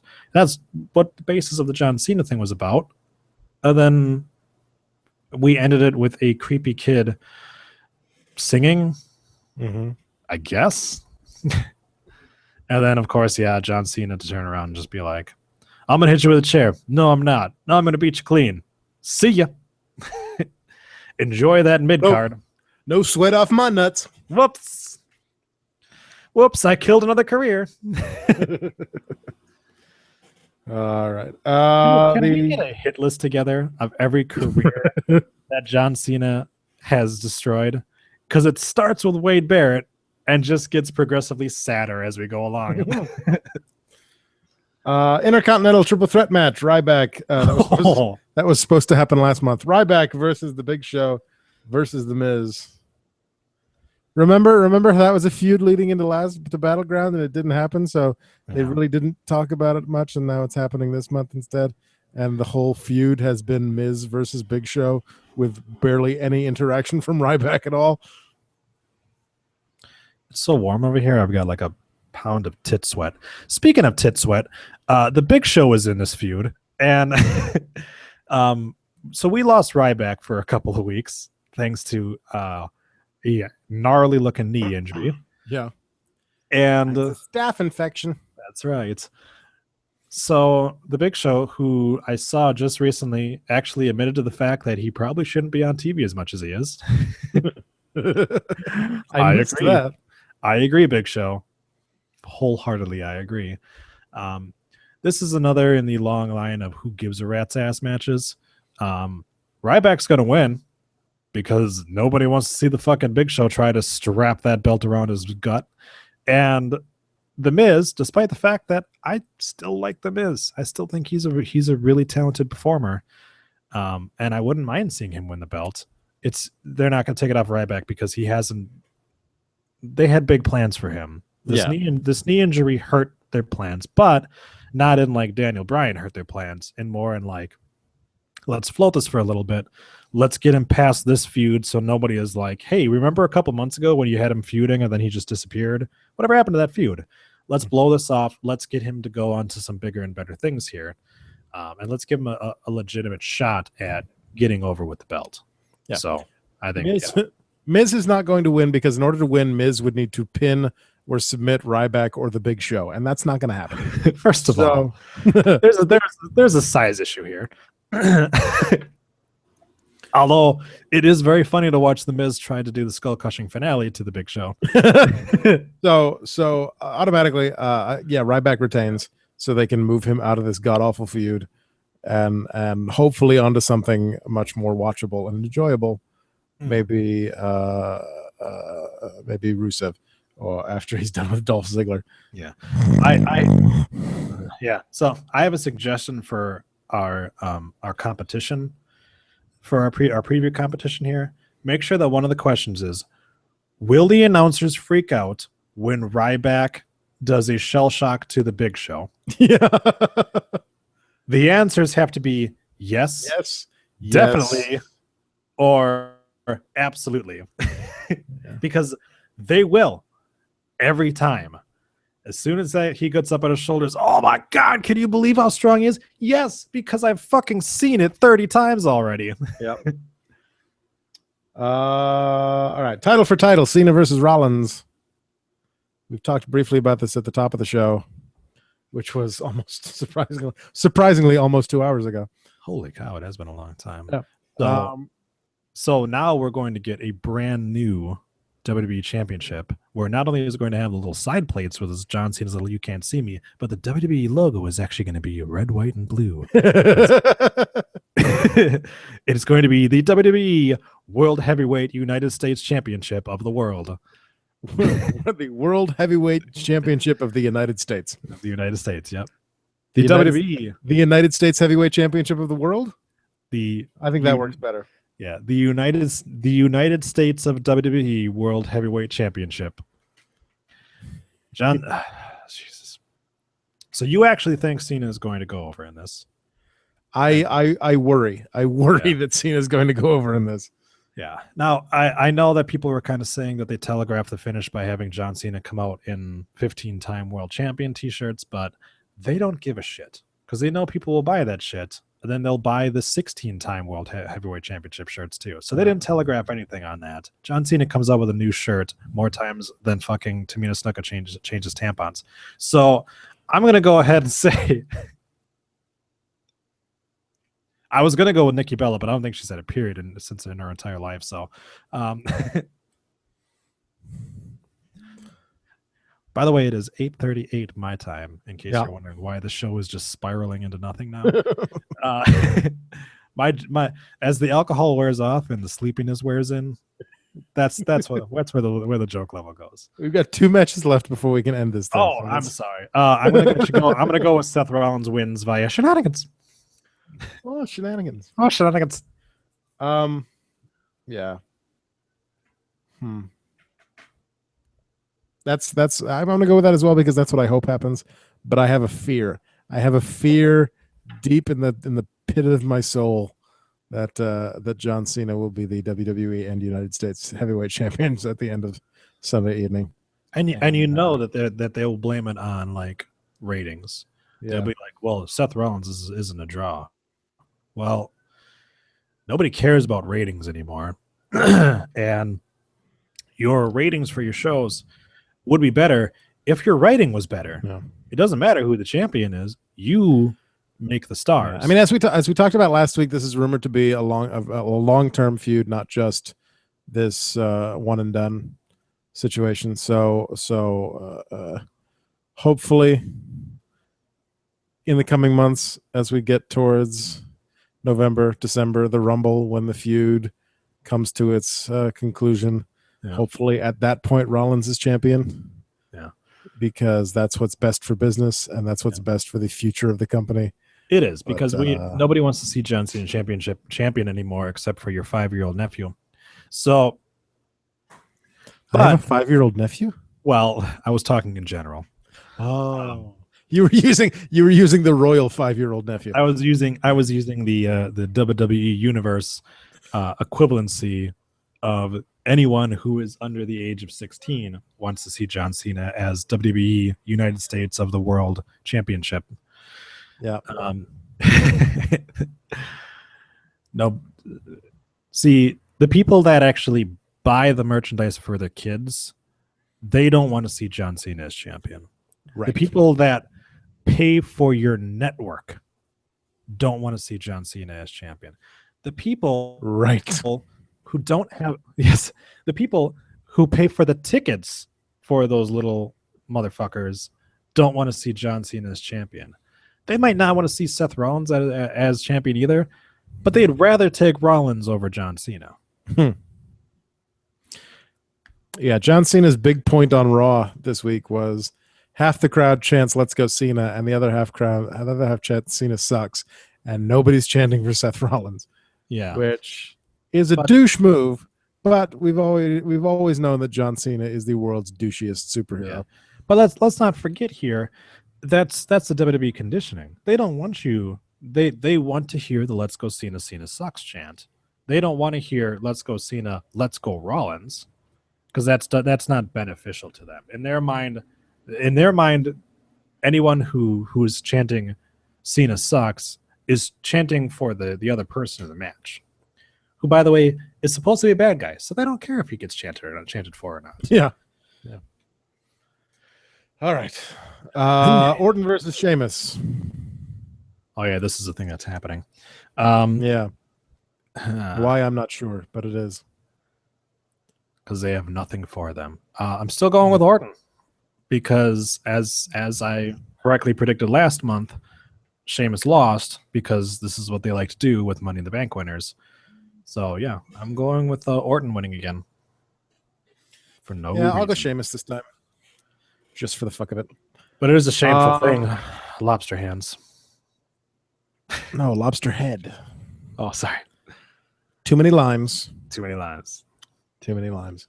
And your main event, Lesnar versus The Undertaker. Your main event. Lesnar. You think for so? reasons. Yeah, I think so because that's some in-depth commentary there. Lesnar because because they're definitely caught between keeping Brock Lesnar as an attraction without having the belt on him, and also keeping The Undertaker as an attraction for WrestleMania. But Undertaker is going to be an attraction at WrestleMania whether he wins against Lesnar or not. If Lesnar loses to The Undertaker, then the only logical thing to do is to have the rubber match at WrestleMania, and we've already seen that.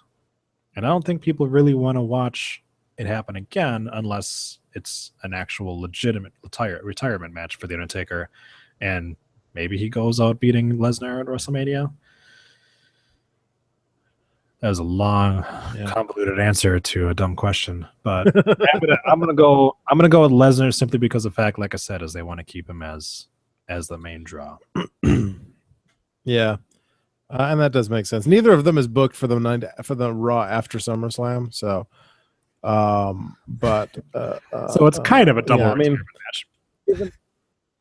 Given that it was the Undertaker's idea to lose this place, I'm going to say that he has no issue with losing again and not getting that victory back. He's not going to pull a Hogan on this one and demand to go even. So I'm gonna say that Lesnar takes it, or we have the fun Shawn Michaels Triple H double KO situation. Ooh. And something happens and ends it in a draw. But I know what's going to happen. Fandango is going to interfere and set up a feud with Brock Lesnar. He's got nothing going on. Okie dokie.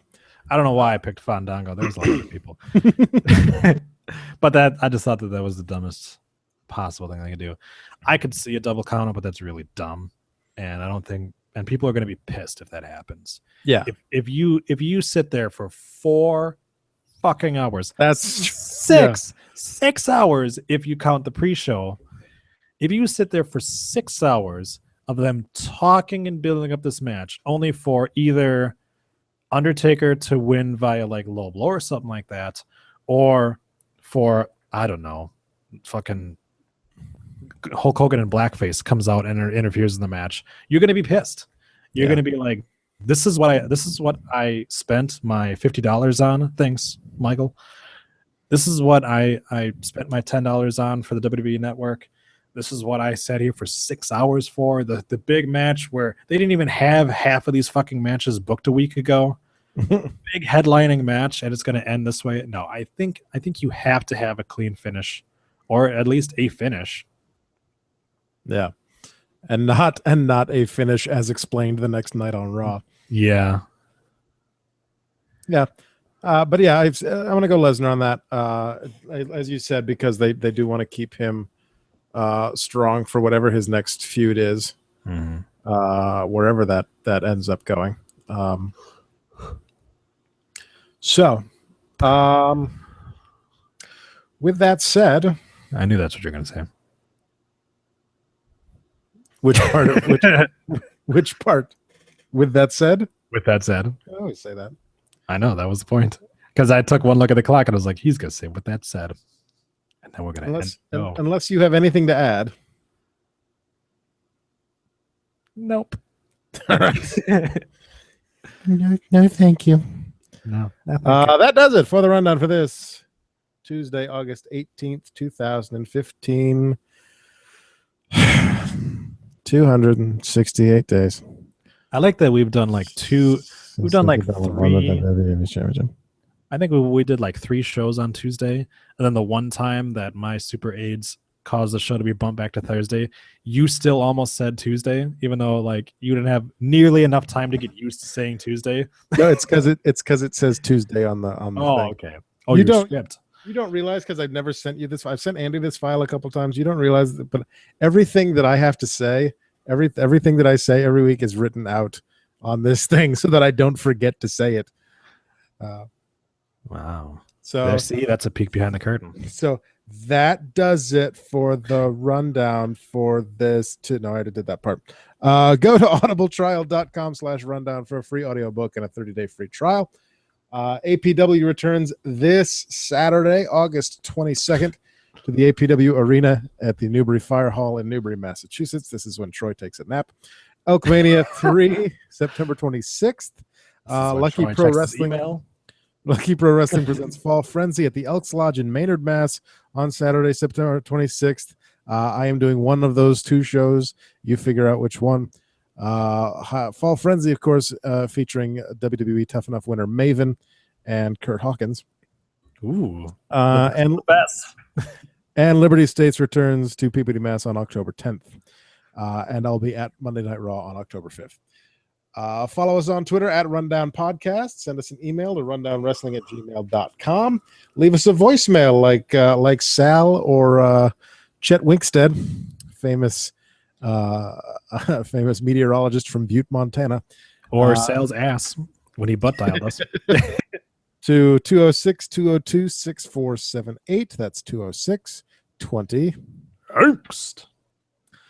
Like us on Facebook. Tell your parents and your grandparents to like us on Facebook at facebook.com/rundownwrestling. Go to rundown.podomatic.com to make a donation of the monetary variety. Click the PayPal donate button on the right-hand side of the screen. Troy is chewing something like a cow. If you donate at least $50, we will promote whatever the fuck you want, or you can just make me say awful things on the show. For just $50. Cheap. At this point, we'd probably do it for $5. Nope. I would do it for $5.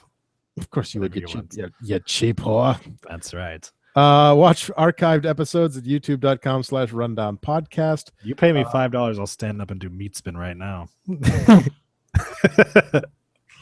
That's not appropriate on Google Plus. We'll get us kicked off. We're gonna earn that explicit tag. Speaking of Google Plus, you can circle me at google.com/plus Adam Rundown host. Feeling God damn it. Feeling tongue-tied? Feeling constipated? Ease your bowels by going to tinyurl.com/distant horizons and purchasing some poetry to read on the toilet. That's right. Or you can enjoy another fun podcast at shadowvane.net, and you can support them at patreon.com/shadowvane. But why would you want to? Search for us on iTunes under the Rundown Wrestling Podcast. If you subscribe, you get the podcast delivered to you absolutely free each and every week for $0.00. If for whatever reason you cannot afford a monetary donation, go to iTunes and leave us a review. 5 stars is the best. It helps other people find us so that we get more listeners, because we like listeners. We do. We really do. We do. Really, really. Yeah. If you leave a text review, we will read your name in your text review at the end of a future episode. Nobody commented on my Vince McMahon fanfic episode from last Tuesday when we didn't have an episode. Oh, bummer. Which I thought, I did get one. I did get one note. I got a text message that just said, "Why Vince McMahon fansfic?" Because I thought it was funny. That's why. Yeah. Shut up. Why do we do anything on the show? Because we think it's funny. Cheech and Chong tits. That's right. It's fucking funny. Also available on Stitcher at Stitcher.com or the Stitcher app on your iOS or Android device. Streaming, not downloading. Everybody wins. Thanks to Tegan Brown for the logo. Thanks to everyone for listening. Thanks to Sean on the side. Thanks to Troy and his aides. You. Did you say thank you or fuck you? A little bit of both. Okay. That's how you got the AIDS in the first place. That's right. And thanks. Hey, nobody told me you could get AIDS from rhesus monkeys.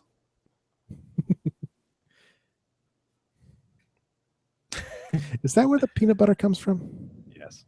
Okay. And thanks to I Fight Dragons at ifightdragons.com for the theme song.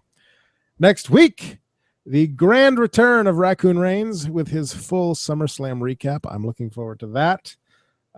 Plus, who knows what else? Maybe we'll take another 2 hours and get super tired and just go fuck bonkers. There you go. And as always, Jacob, good night and good luck. Fondon, go fuck yourself. That's right. And tune in next week for another morbidly obese episode of the Rundown Wrestling Podcast. Sweet. Adios, motherfuckers.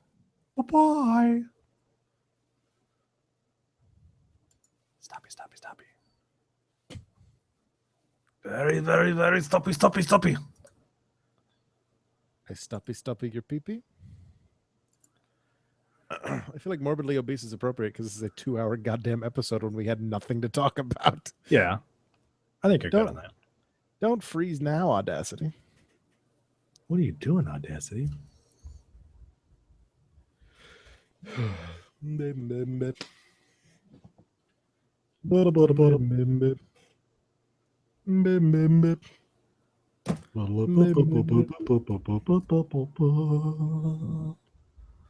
Audacity is frozen. It has never done that before. If this episode goes kaput, I will be very, very angry. But I can retrieve it from YouTube, so I'll just have to cut out the beginning and the end. So Yeah. We'll get a little dubstep Troy on the episode. Yeah, there we go. We're talking here. Look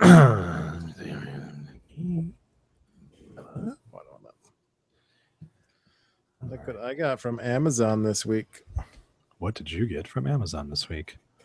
Ghostbusters 1 and 2. On Blu-ray. Ooh. For $10. Nice. It was a steal. You stole it? No.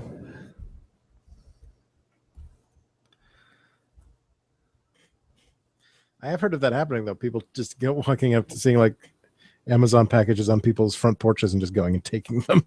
Yeah. What is the what number are we on? 212.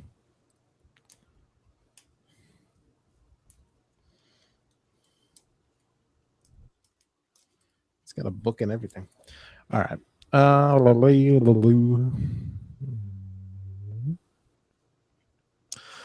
ba, ba, ba, ba, ba.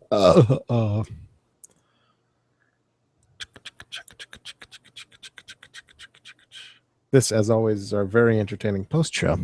Yes. If you would see my screen, you would see I'm in the process of opening Microsoft Paint. Microsoft? Why are you opening Microsoft Paint? Well, you will see. Oh, well. Just wait. Hey. Hey. Oh, there we go. Hey, I was searching for something.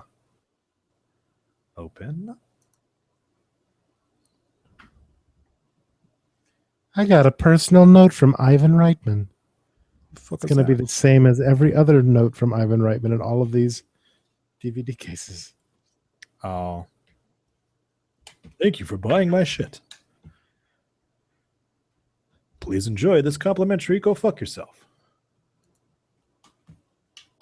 Ouch.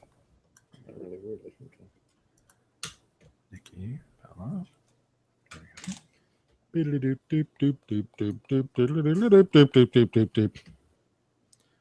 got a book in the front. Oh,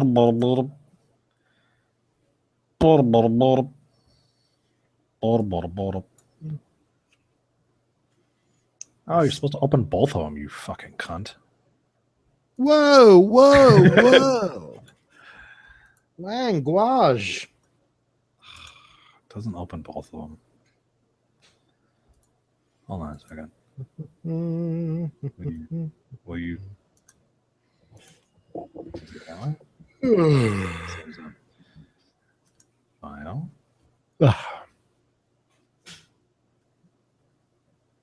Search. I'm removing noise. Hello, noise. I just wanted to let you know that I'm removing you. Get the fuck out.